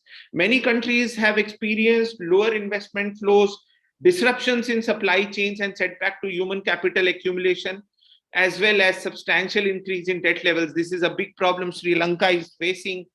They're reaching out for more debt, and African countries are reaching out to more debt. This debt is not very healthy for countries, but there is no other option. Many countries which are experiencing low investment flows and are dependent heavily on foreign direct investments and foreign institutional investments coming into a country, are going to face a lot of challenge. This will really create a major issue in the human capital accumulation also. One of the major challenges currently emerging economies across the world and the major consuming economies in the world are facing is a major logistic blockage. Container freights have gone sky high because they are all stuck. Production is not reaching to places, which is causing increase in prices. For small things, there is issue. Very recently, the world witnessed a major problem with silicon-based semiconductors. The whole automotive industry is on a backlog of on supply chain in terms of they're not able to produce and give vehicles to consumers, and there is a booking period, and there has become a waiting period for probably more than a decade. For the first time, the world would have witnessed these kinds of affairs. The pandemic is estimated to have caused about 48 to 59 million people become or remain poor in 2021 in our own region, that is Southeast Asia. And this is huge population. I think Saudi Arabia's population is about 70 million. The Iranians are about 70 million, and the whole of Gulf region put together, excluding Saudi Arabia, would be less than the 59 or the 48 million number estimated to be poor. These are huge number of poor people in the region, and this will create a lot of pressure on economies. What's happening in the region is the closing of international borders has really halted the travel, and the tourism industry has come to a sudden halt, and this is a huge problem. The tourism sector in Southeast Asia's largest economies, specifically Indonesia, dipped by 75% in 2019. It makes about 5.7% of the country's GDP, if I'm not wrong, and it has created 12.6 million jobs. When COVID struck, foreign arrivals decreased from 11.6 million in 2019 to 4.2 million in 2020. Similarly, Philippines marked a drop of 85%, Thailand by 83%, Cambodia by 80%, and Myanmar by 75%. And when we are talking about the 5.5% or more contribution into GDP, and when these numbers go down, there is huge amount of forex reserve stress that economies will face. Tourism also happens to be the window case of projection of countries to the world. So more tourism and more people seeing your country actually allows you to showcase your abilities also, and tourism is the most affected sector of the lot and is putting a lot of pressure on economies. Dr. Scott in his earlier presentation has actually referred very subtly on what this has costed him personally also.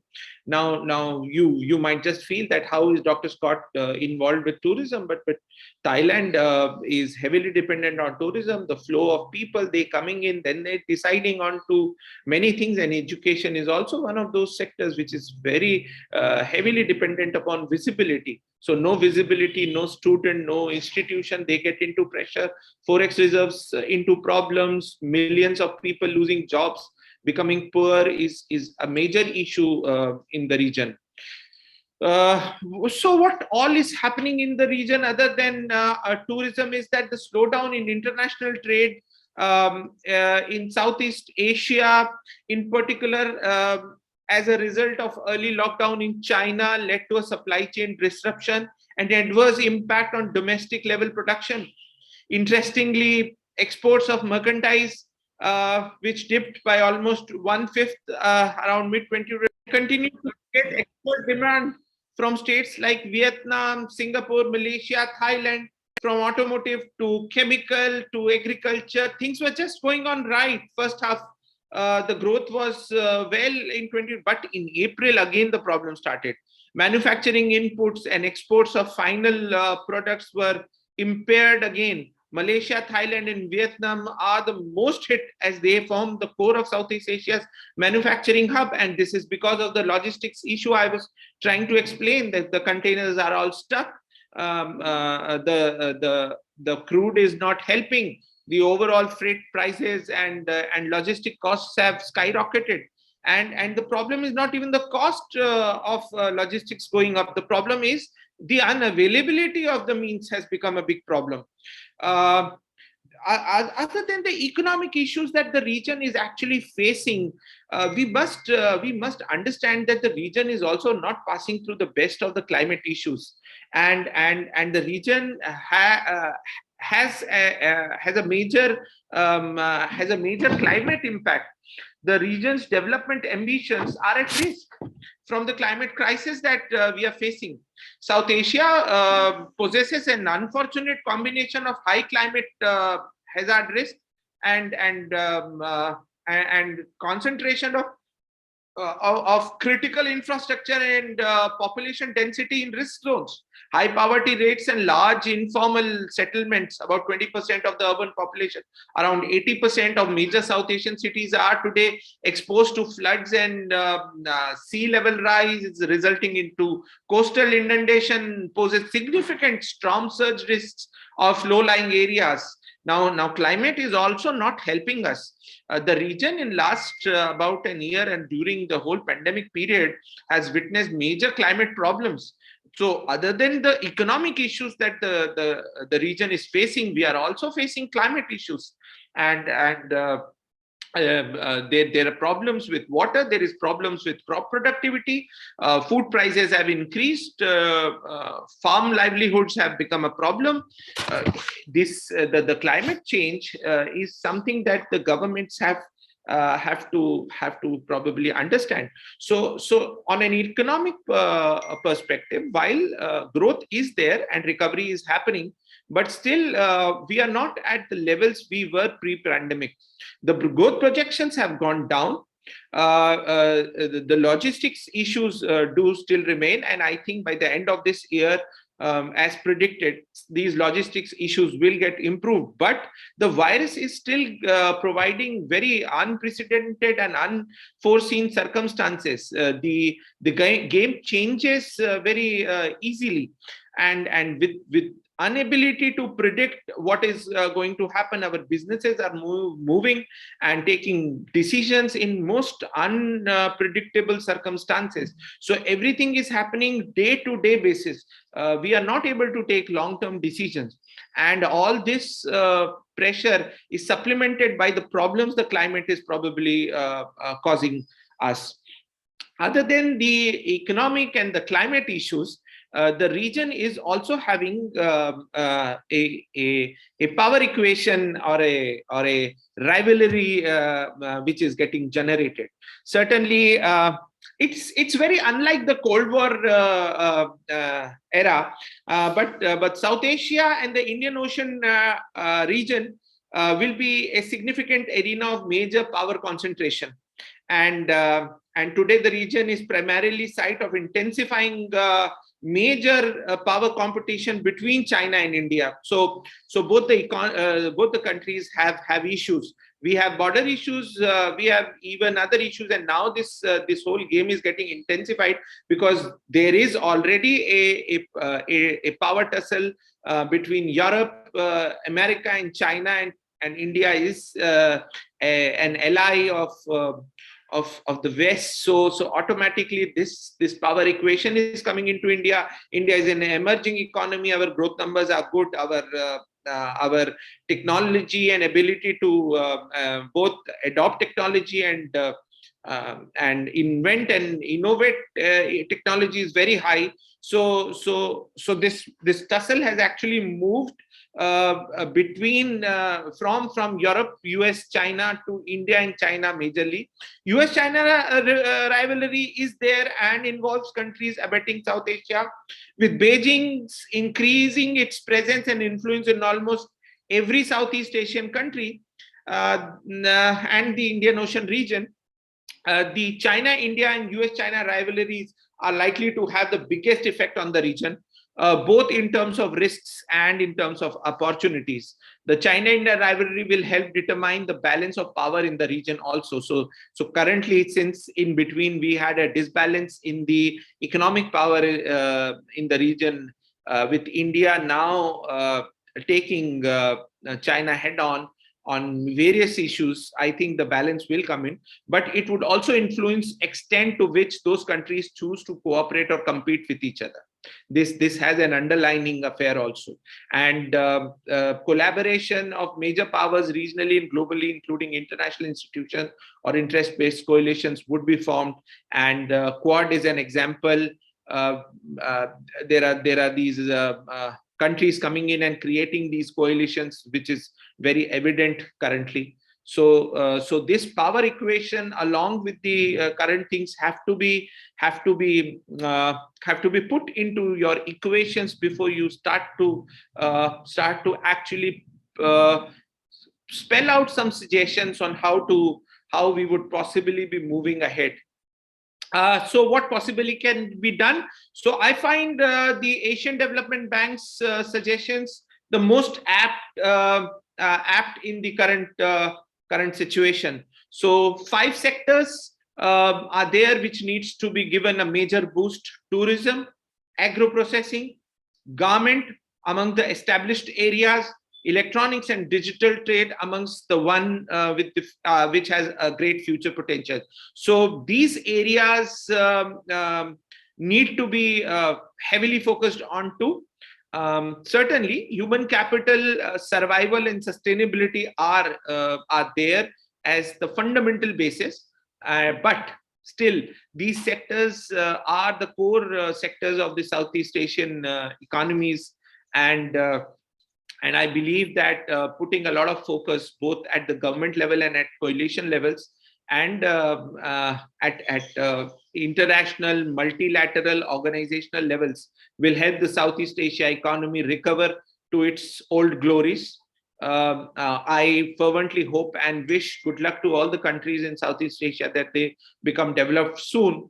And I also feel that it's important that multilateral cooperation is key to a steady economic recovery. No individual country alone will be able to fight the current problems out. I was hearing the presentation of Dr. Weiss, and he was very clear that globalization has brought more intertwining between economies, which will actually in turn now help countries to recover out of this problem also. And within our region, the ASEAN bloc has been the leading force in this context, and I think ASEAN has to lead in front and collectively bring all these countries back into order, and that's all in terms of my understanding of the current issues, challenges that economies are facing, the real-time numbers that were available to me, and my suggestions on how possibly we can bring ourselves back into business. Thank you all. Thank you for the patient listening. Okay, great. Thank you, Dr. Joshi, for the presentation about issues and challenges of the Southeast Asian economics. So now we're going to go to the Q&A session. So if there's question from the audience, you can ask directly. Just use the raise hand tab or just chat on the chat room. Is there any questions? Okay, I think there's Prince Charles. Prince Charles.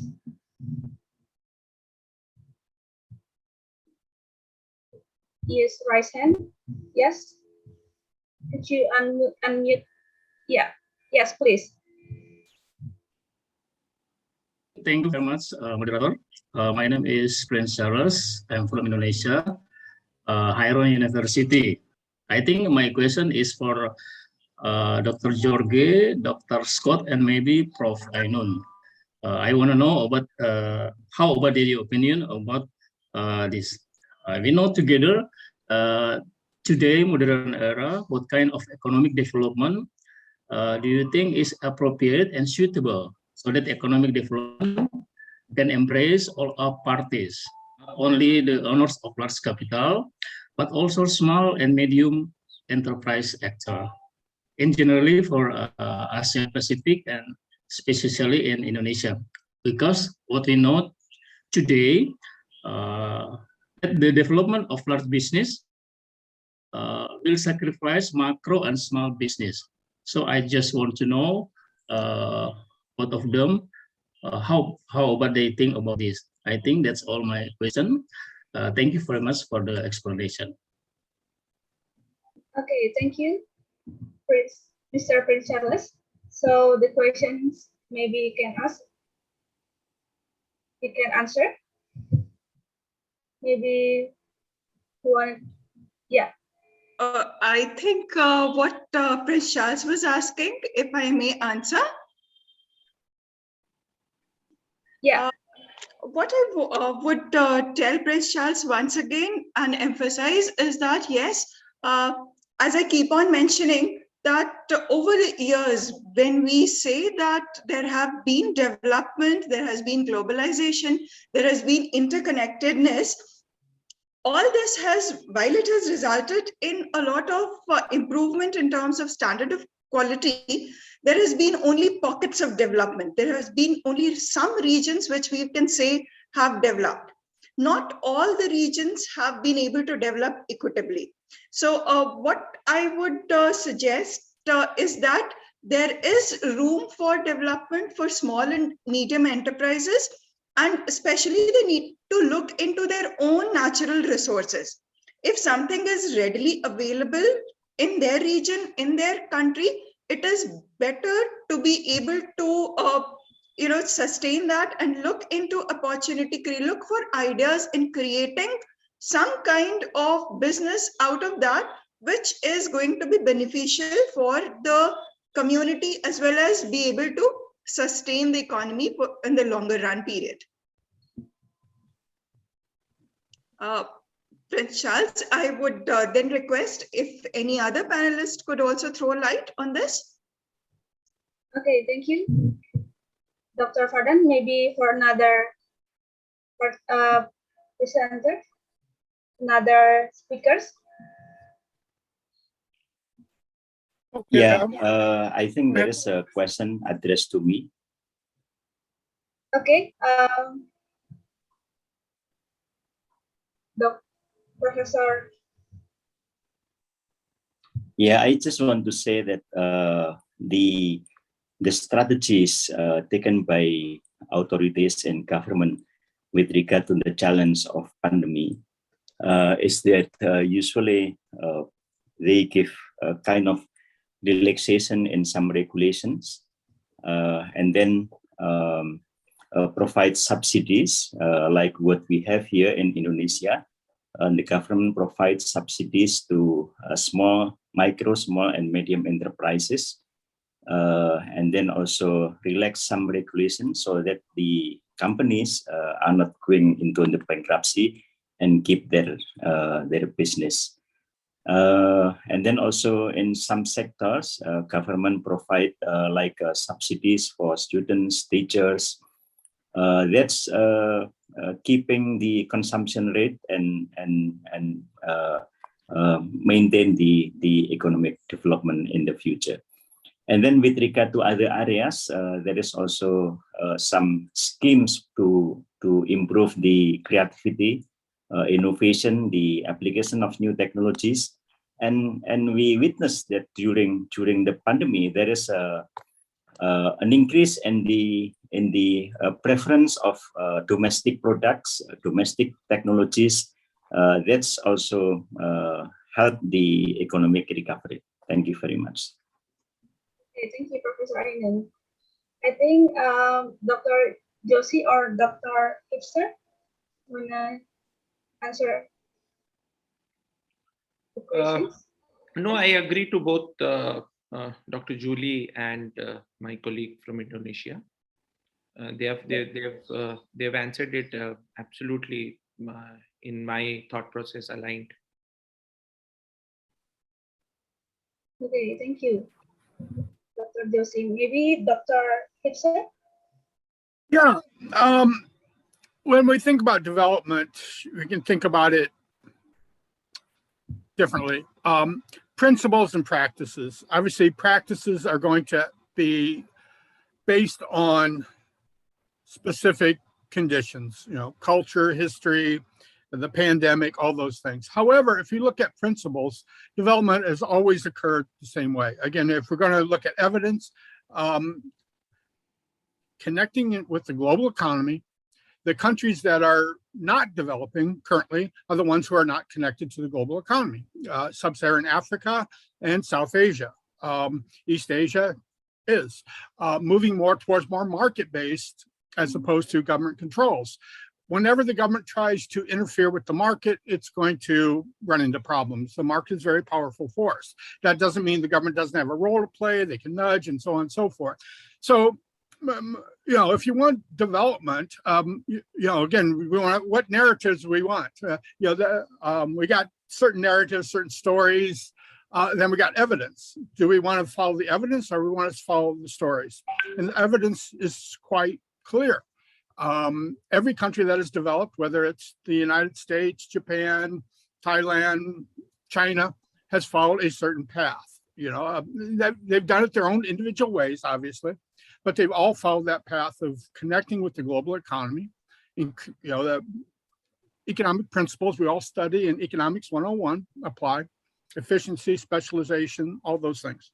So yeah, that would be my suggestion. If we want development, we have to follow the economic theories and the evidence, and but of course adjust it for each individual location, the politics, the culture, the history, and all that sort of thing. Okay, thank you, Dr. Hipser. Maybe for Dr. Weiss, would you answer or give your opinion about economic development from the question, Mr. Charles?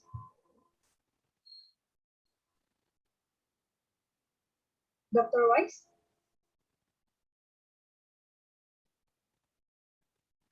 Okay. Okay. Mr. Charles, is that clear for your questions? Already answered from our speakers?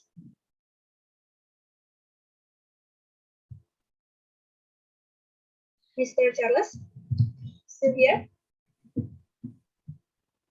Okay, yeah, I think already answered for all of the speakers.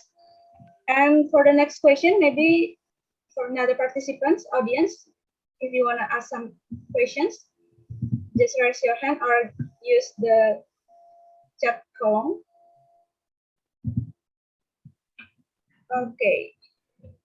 Yeah, while we're waiting for the next questions, I would ask to Dr. Fardan about sustainable entrepreneur, isn't it? You talk about the sustainable entrepreneur before, and from Indonesia we have Amara. Yeah, we are so proud to have Amara here because she make a sustainable entrepreneur. So what do you think, Dr. Fardan? How to be an ideal sustainable entrepreneur nowadays? How to be an ideal sustainable entrepreneur? Thank you. Thank you for the question. And yes, I'm sure Amara is an inspiration, not just in Indonesia, but also to all of us here and to several others. She is an inspiration. She and her team, all of them have done together. If we look at their model, what they have tried to do is they have looked into the cause that was the issue faced by the farmers and how they were not being able to market their products in the way which would have been acceptable by the consumers. So what Amara did was a combination of, I would say, belief in herself. So self-efficacy is one of them. Her determination to be able to challenge the existing norms. That is why she, in fact, said when some of the adults also doubted her way forward, her approach. So her belief in herself was something that she was able to carry through, and that is how she was able to make the change. So I would mention these two qualities definitely of determination, a willingness to serve the community, and a willingness to be able to change for better. So if that sums up some of the qualities, of course, we all know that there could be several other qualities for entrepreneurs, but I would be emphasizing definitely on these three as the major ones for being able to make the change.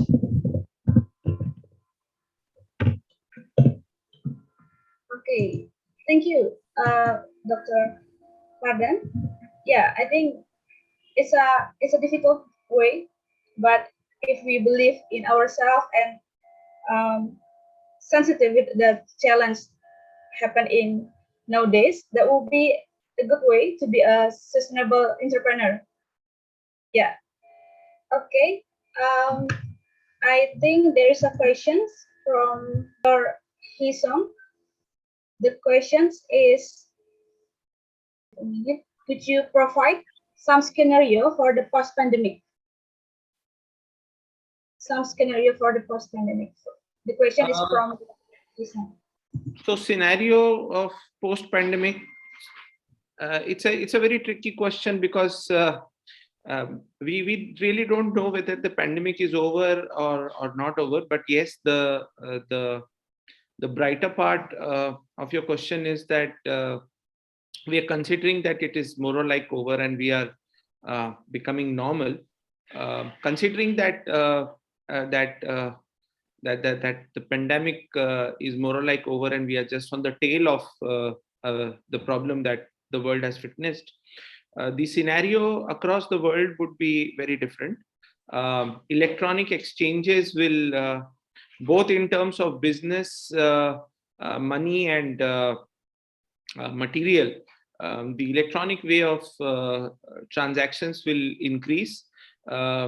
Business will become more digital than it was ever, and the industry revolution 4.0 is an inevitable affair, and we will see its impact on daily life, and we will have more technology coming in and being consumed across the world than it was ever before. Okay, thank you, Dr. Joshi. Thank you so much. Thank you.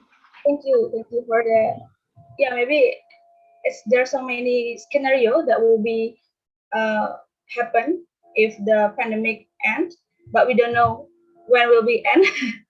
But yeah, maybe Dr. Hipser, maybe you have other scenario, maybe your opinion about what will be happen. Yeah, I mean, kind of building upon my presentation, it depends on how we react to it. Will we go back to normal, or are we going to have some kind of new normal, if you will? Certainly it accelerated existing trends, you know, the automation, the work from home. You know, we could have done this long before the pandemic, and we were moving towards that. It accelerated it for sure, pandemic. But yeah, I mean, as I said, what's going to be the lesson we learned from this, if you will? Are we going to follow the evidence? You know, that the curtailing of international business, the shutting down of businesses had a really devastating economic effect, or is the lesson going to be self-sufficiency, closed borders, let's not interact because we don't want a new pandemic? You know, it's kind of, I think it would depend on which of these stories become more widespread. And so I think it's up, some ways it's up to us as academics to try to nudge people, or to, you know, look at the evidence. You know, hopefully academics, and we use research and statistics and all those sort of things. Maybe we can help in shifting the story to help recover from the pandemic. I mean, I'm not a medical scientist, so I'm certainly not going to give any advice on the medical end, but once the pandemic's over, I think it's pretty obvious we want to, reintegrate internationally and reconnect and get the international trade and tourism and all back to where it was. Okay, thank you, Dr. Hipster. Yeah, there is a question from Mr. Sanaji. Use raise hand tab. Maybe we can ask directly to our speakers, please. Okay, thank you, Ms. Kadek. Is it clear my voice to hear? Yes, we can hear you. Okay. I have a question for all speakers related with the strategies to ground about the entrepreneurship in the world in pandemic era, according to the speaker opinion. Thank you. Okay, thank you, Mr. Sanaji. And the question is for all of the speakers. We still have 3 speakers, yes, because I think Dr. Weiss and Professor Ainin left because there's another activities. So maybe the question will be answered from the rest of speakers, maybe. What do you think, Dr. Fardan, maybe about the strategic of entrepreneurship in this pandemic? Once again, what I would say is it is about the entrepreneurs. See, there are 2 facets to how we look into, how we change the course of post-pandemic for the economy. So on the one hand, it is the policymakers, the government. So these things, according to me, are something which needs to be made. The decision needs to be done at the government level, at the policy level. So what as individuals rather we can do is we can see that we are part of that disruptive innovation, if I can term it that way, that we need to break away from what we have been considering it to be the normal and make way for a new innovation, a new disruption.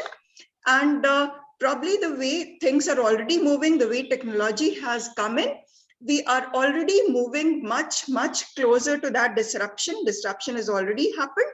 More and more new innovations are likely to happen. And this is where, as entrepreneurs, we need to focus. And innovations need not be something very drastic, something very radical. Innovations could be based on something which is much more resilient, something which is there for all of us to see, but probably we are not being able to look into it.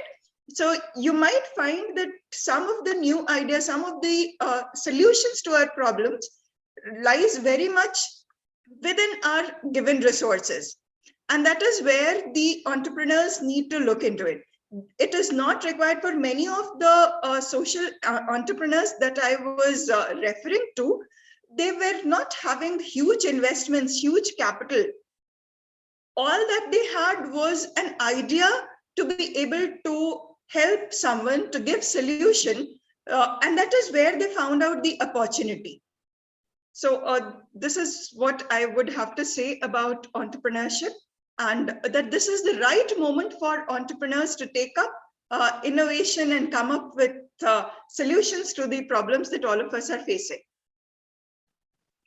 Okay, thank you, Dr. Fardan.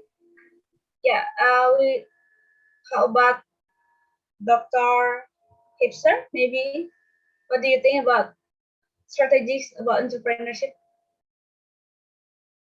Unmute, yeah. Sorry, forgot to unmute. Looking at the evidence again, we look at what's happened in Indonesia, certainly here in Thailand. Now is a very tough time for entrepreneurs. Small businesses are under incredible pressure. According to the statistics, like 30 million micro small businesses have closed in Indonesia, close to 50%. I think, you know, the pandemic tends to benefit big companies because they have the economies of scale.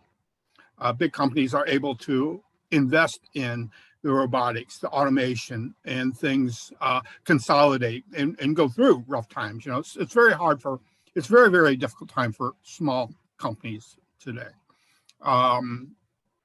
Will that change in the future? Hopefully. But I think, you know, just statistically, we look at small businesses globally have just been devastated. It's certainly true here in Thailand. Even not looking at statistics, I can just walk down the street and see small business after small business closed down.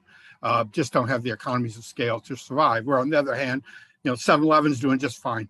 You know, the big Grab and delivery services are doing fine because they have the economies of scale. So, yeah, it's difficult. It's difficult for. So I think, you know, small business really, it's kind of building on what Dr. Julia says, really have to find a niche in some ways, you know, so innovative, creative way. They can't try to compete directly with the big businesses. They're not going to have the automation. They're not going to have the economies of scale. So it's a tough time. It's a tough time for small businesses, for sure. Yeah, thank you, Dr. Hipster. Maybe for the last, Dr. Joshi, maybe you can answer these questions, Mr. Sanaji's questions. I totally agree with what Dr. Scott was referring to. Smaller businesses have been wiped out, which is also a direct implication that a huge amount of capital has been wiped out from the market. And what I see as strategy post-pandemic into development of entrepreneurship in the whole Southeast Asian region and specifically these emerging economies is that I was referring to earlier also that now the enterprises which will get developed will be backed by technology, and they will be more or less focusing on mobility issues and probably these will be smaller and agile organizations. But again, as Dr. Scott referred, that the current market scenario and the economic numbers do support the large corporations, the multinational corporations, because they have the economies of scale. But I still find that that the gaps which have got created because of the pandemic will provide opportunities for new businesses and new models to come up. But certainly my take is clear that these organizations which are now going to get set it up, or which we call up the startups, would be all focusing around technology, and a majority of these business ideas will be around resolving mobility issues.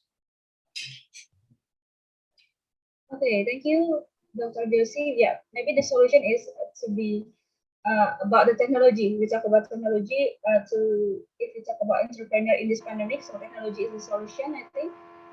Okay, Mr. Sanaji, is that clear? Is that clear from? Okay. Okay, thank you, Mr. Sanaji. Okay, thank you for the answer from speaker. Thank you very much. Great. Okay, thank you, Mr. Sanaji. Yeah. Welcome. Okay, maybe is there any questions from another audience? Okay, Mrs. Unika Setiawan, please. Okay, hello everyone. My name is Unika from SBM ITB. So thank you for all speakers for the explanations. Very appreciate that, and I think I learned new knowledge for today. Okay, I will ask to Dr. Julie Wardan. Hello, Dr. Julie. So does the previously described sustainable strategy for entrepreneurs also apply to family businesses? So because in Indonesia, especially in my area as a rural areas, family business can indeed survive until the third generation, but how to make it grow? So yeah, that's my question. Maybe another speaker will add another opinion, and thank you. Thank you so much, Chiriki, for your beautiful and very relevant question, because this is one of the areas I think which is kind of a big question mark when we say entrepreneurship and we talk about entrepreneurs coming up with new ideas or entrepreneurs joining their family business. One of the challenges which they face is how do we make it grow? And one of the possible answers, we do not know for exact what could be the solution, but yes, one of the areas where they need to look into is they need to keep reinventing. They need to keep reinventing the business model to be able to suit the current customer demands. So unless and until your business is giving some kind of value to the consumers, your business will not be able to sustain the market for a very long period of time. The family business or the small entrepreneurs need to keep emphasizing, need to keep researching the market, need to keep looking at the consumers and kind of build a relationship too with the consumer so that they are aware of the needs and the changing aspirations of the consumers.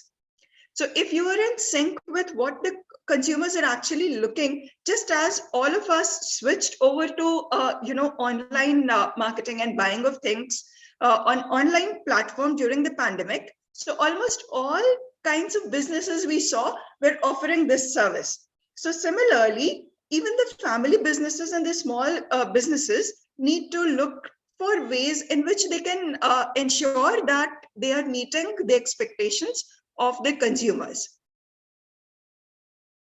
Okay, thank you. Dr. Fardan, maybe Dr. Yossi or Dr. Hipster want to answer the question about family businesses, how to make it grow. Yeah. Dr. Yossi, please. Family businesses as such are very aware of what's happening around their marketplace because of the nature and the structure of these business houses. They are better equipped with what's happening around them. They are very sensitive towards the business environment. But the major issue for sustainability of family businesses that we have seen worldwide is succession. And succession planning is a major problem with majority of the family businesses. What the person who asked the question was very clear in referring to whether third generation will be or the second generation will be able to do it or not. So if there is proper succession planning of family businesses, then family businesses will survive. Otherwise, sustainability and survival ratio of family businesses in terms of second and third generation transfers is very poor. Anyhow, family businesses across emerging economies will survive, but they will survive only with one factor, that they have to not only re-look into their existing business models, they have to reinvest into their existing models, and this will heavily put down their margins, profit margins, and sometimes families do dispute onto this affair. And if this can be taken care of, that is reinvestment into the existing businesses, along with a very well thought of planned succession planning, family businesses will not only survive and sustain, they will grow also. Okay, thank you, Dr. Yossi. Maybe for Dr. Hipster. Yeah, family-owned businesses are have both some advantages and disadvantages compared to corporations, for example. One advantage is obviously quicker in decision making. You usually have one person, the head of the family, can make a decision. Where in a corporation, you got to go through many layers, and it's much slower. Also, family-owned businesses work particularly well in places like where I'm at in Thailand, where the legal system is not quite as well developed, or we don't rely as much on it. So you can make a deal when you own you can build trust as an owner of a business in a way that the CEO cannot.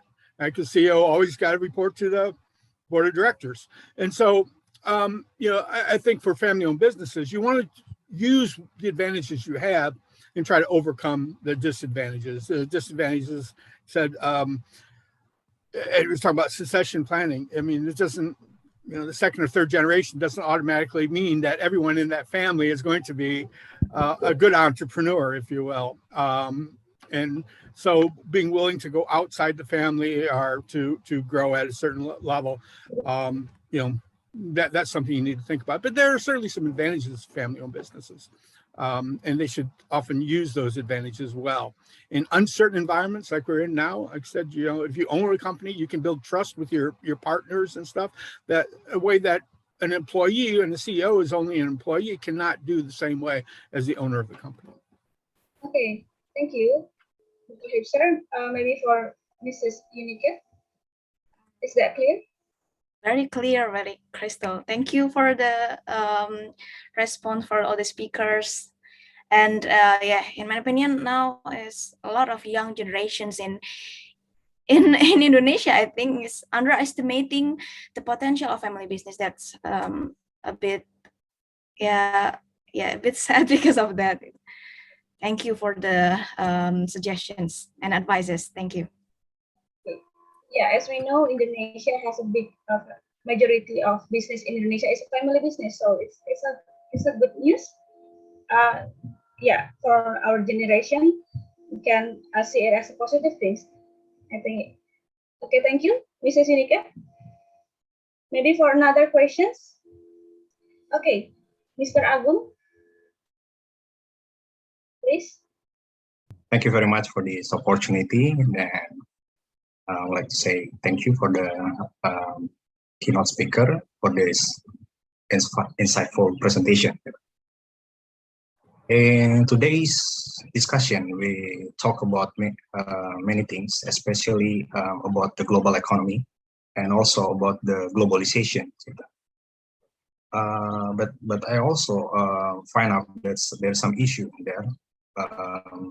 There's some country that trying to build some kind of restriction due to the nationality.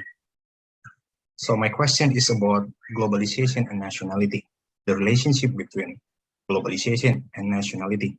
I want to ask to all the keynote speaker today, what is your opinion? What do you think about the relationship between the globalization and nationality or national identity, especially in some of the COVID right now, pandemic right now, for the economic recovery right now?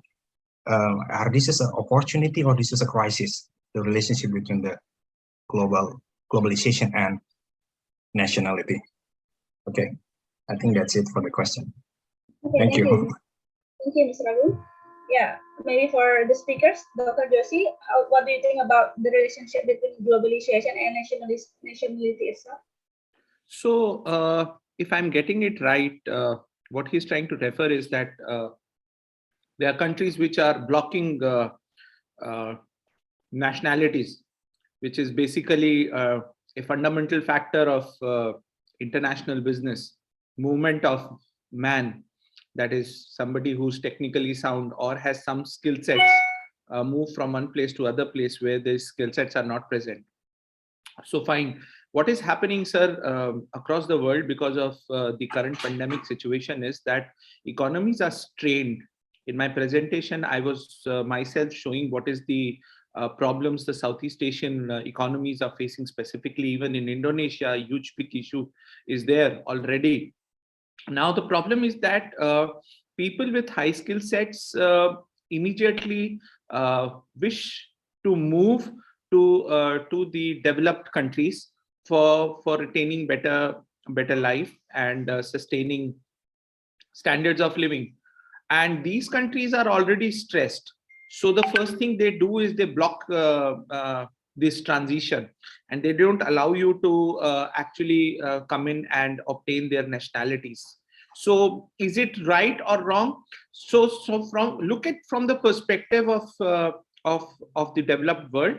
From their perspective, it is right, because at this stage, their onus is to ensure that their own nationals, the current nationals, are taken care for.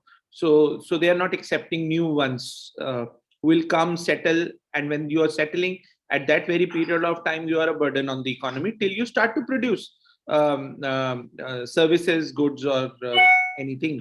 So this is an issue, and if you open your doors this way, then there'll be millions of people who would only want to go to US or Canada or Australia or the Europe. Now that is an issue, and you can't criticize them for doing this.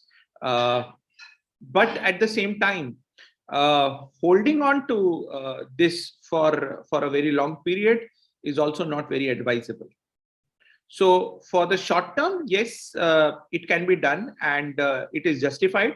But if it is done on a very long-term basis, then this is not very advisable. I hope I have been able to touch the core of your question. Okay, Mr. Agam, we will continue to ask the other speakers. Maybe Dr. Hipster, maybe what do you think about Mr. Agam's question, globalization and nationality? What is the relationship? I can respond if you'd like. A very interesting question for sure. I think to really look at, we got to go right to the foundation. What is nationality? I mean, what is nationalism? It's a social construct. There's no real nationality. You and I were both human beings, but we identify different nationalities based on our evolutionary need to prefer in-groups over out-groups, So from an economic standpoint, the benefits of trade doesn't matter if it's with your next door neighbor, someone who's across the street from you, or someone across the world from you. It doesn't matter from an economic standpoint, but it does from a social standpoint. We tend to, again, think that trade within people who are like us in our own country is beneficial, and trade with people who are outside is less beneficial. We're seeing a trend. Post-World War II, globalization was primarily a Western thing. It was really Europe, United States, really open trade, and prosperity came from it. Now we're seeing a reverse. On the other hand, in Asia, globalization was not a big deal. It was much more nationalistic. Now we're seeing a reverse. Countries, it's weird, for someone my age to see the United States being protectionist, trying to stop global trade, and China promoting it. I mean, that's just, so I see this trend. Like in the Western world, there's certainly a trend, and I think it's very dangerous. Protectionism, certainly in the United States, much of Western Europe, very, very dangerous. However, in Asia, it seems we're moving the other direction. Now, we haven't got, as far enough as maybe we should, but certainly has been moving in a more open direction. And nationalism, as far as trade goes, it's, nationalism is still very important, but as far as trade goes, it seems to be a little less than it may have been 20, 30, 40 years ago. Does that make sense?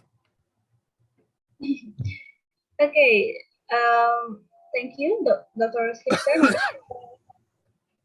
The last opinion, maybe from Dr. Yufardan. What do you think? I think I would agree with both my earlier speakers and what they commented. And globalization truly is more of a, I would say, a double-edged sword, the way you look at it. So it has definitely made the world much more singular in terms that it is not just about the migration of workforce from the Asian countries to the developed countries, but it also about the ideas, the technology that we are getting from them. So it is both ways. It is totally up to the perspective, the way we look at it, whether we are considering it to be, more advantageous or more disadvantageous for us per se, and whether nationalist, kind of a thing is more advantageous or not. So that depends on the kind of perspective. But I would say that, yes, definitely globalization has its advantages in terms of trading. in terms of trading, definitely. But as I said, it is once again the way, the perspective in which you look at it is what is the matter. Okay, thank you, Dr. Fardan. I think, is that clear, Mr. Agung? I think that's a very good answer. Thank you very much for all the keynote for the answer. Thank you. That was a interesting question, yeah, between what the relationship between nationality and globalization. But unfortunately, Dr. Josh Aywes cannot join this discussion. But yeah, but I think that's all already answered from another speakers. Is there any question? Is there any other questions?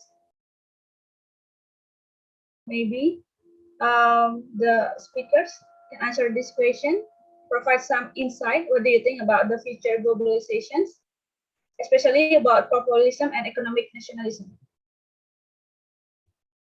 Dr. Haesung, maybe you want to ask directly?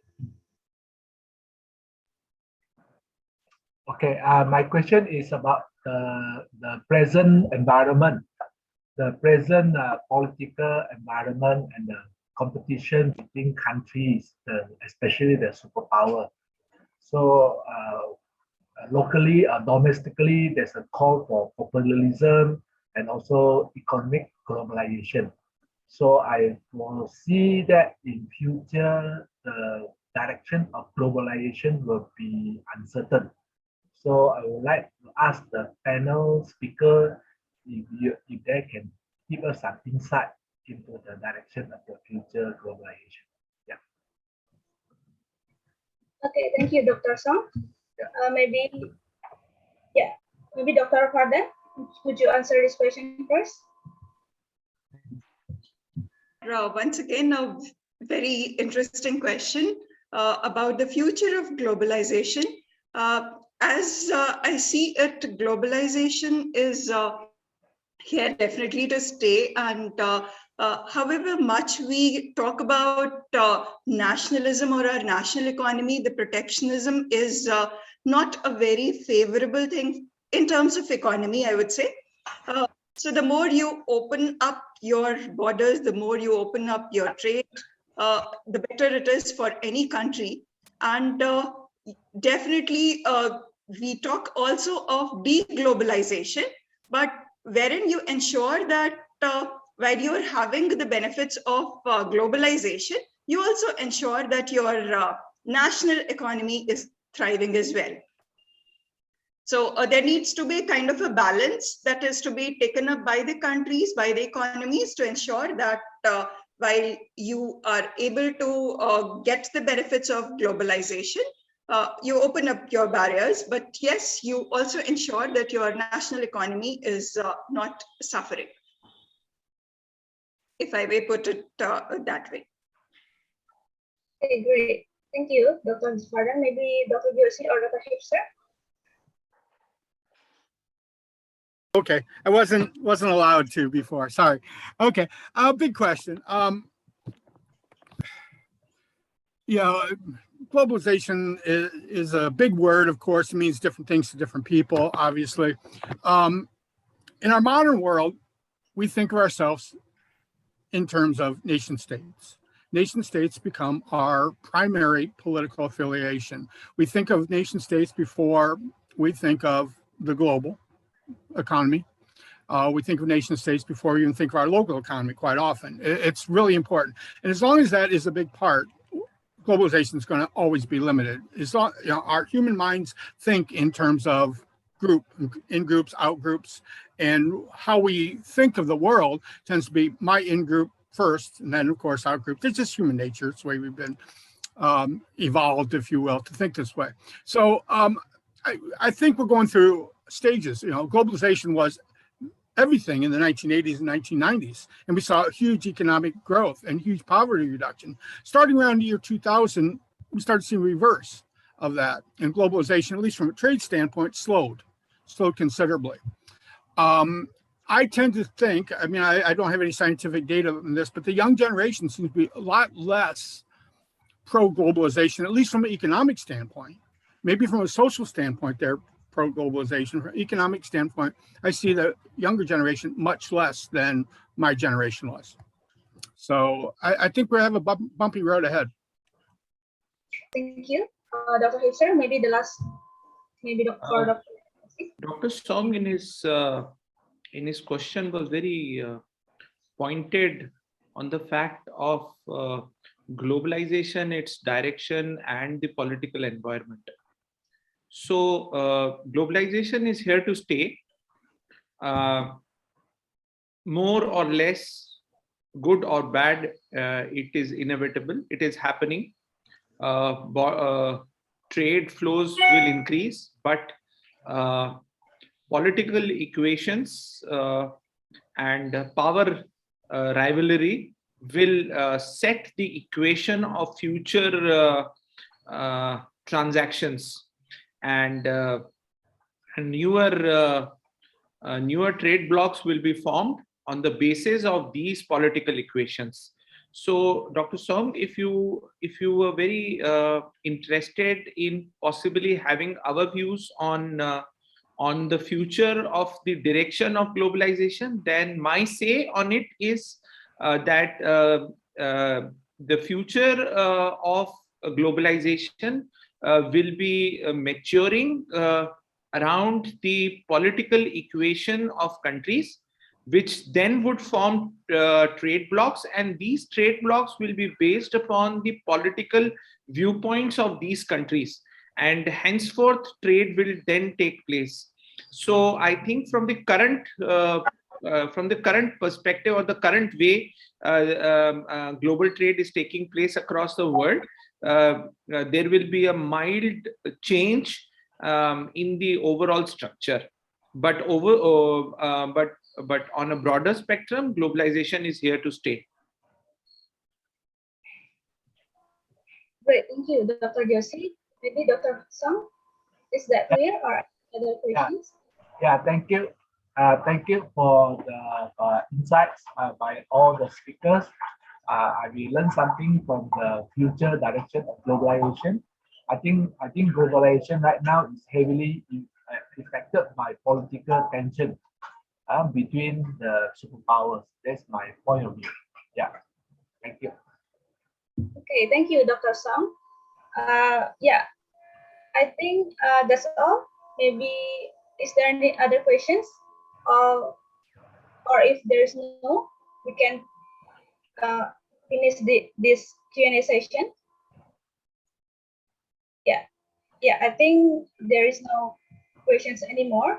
So I will give a summary of this Q&A session. This conference gives us perspective to see pandemic in different perspective. For example, the globalizations of markets, sustainable entrepreneur, wide broad issues for research, lesson we can learn from COVID-19, and the issues and challenges of Southeast Asian economics. So it's a honor to have here Dr. Joshi, Dr. Fardan, and Dr. Hipser, maybe for Dr. George Weiss and Professor Ainun. Also, hope to see you in another conference. Thank you. Thank you. Very well, ladies and gentlemen. Those were our 5 keynote speakers with interesting presentations.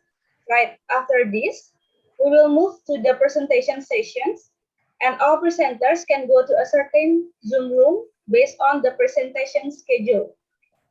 Our admin will assign you to your presentation room, and there will be a pop-up notification on your side. You can click join, and you will be automatically joining your presentation room. And after the presentation is finished, all presenters can come back to the main Zoom for the closing remark. Yeah, I think that's at the end of this conference sessions. For the next session is the presentation session. So just prepare for that session. Thank you. Once again, thank you for all participants here, for all the questions. Thank you. And I think that's all about today. Thank you and have a nice day. Thank you. Thank you very much to Mrs. Kadek for such insightful discussions. Well, ladies and gentlemen, I'm sure that we've been having a great day here since the seminar and discussions were definitely resourceful and well constructed. In a moment, as mentioned previously by our moderator, we will run on the next agenda of the parallel sessions. I will hand on the sessions to the moderators of each room. However, before that, let me round off the main sessions. Once again, I'd like to remind all presenters to rename their Zoom name by their name by the presentation room and then following by their full name. For example, like if you are assigned to room 5, then kindly rename your name by R5 and then following by your full name. And also do not forget to submit your full version of your articles. And for all participants, do not miss to record your attendance to acquire the participant certificates. Ladies and gentlemen, we've finally come to the end of the 2021 WIMAYA International Conference of Economics and Business. It's such a joyful moment to engage in this kind of event, interact with various people with different point of view, but with the same excitement. Hopefully, you get all necessary fruitful and engaging breakthrough knowledge on the modern trend in economic, business, and accounting toward the economic development, especially in the Asia-Pacific region. On behalf of AIBPM, Universitas Pembangunan Nasional Veteran Yogyakarta, and all co-hosts, we'd like to say thank you to all keynote speakers, moderator, participants, and especially to the committee of today's program. Our apology for any inconvenience and lags during the program. Hope to engage with you again in the next agenda soon. Stay safe, everybody, and stay healthy. I am Aulia Hardiani. See you and goodbye. Okay, good afternoon, ladies and gentlemen. I hope you've been having a great day today since you have finally presented your papers. And ladies and gentlemen, we finally come to the end of the 2021 WIMAYA International Conference of Economics and Business. And we would like to say thank you again to all the keynote speakers for their informative and interesting talks, and to the audience and or the presenters for your active participation in this conference. And we are deeply sorry for the inconvenience that happened today, as we had some issues with the Zoom earlier. Hopefully this event will be beneficial for everybody. And I am Dana Yurida. Thank you for your participation and your time, and see you again at our next conference. Good afternoon and have a great weekend. Thank you, everyone.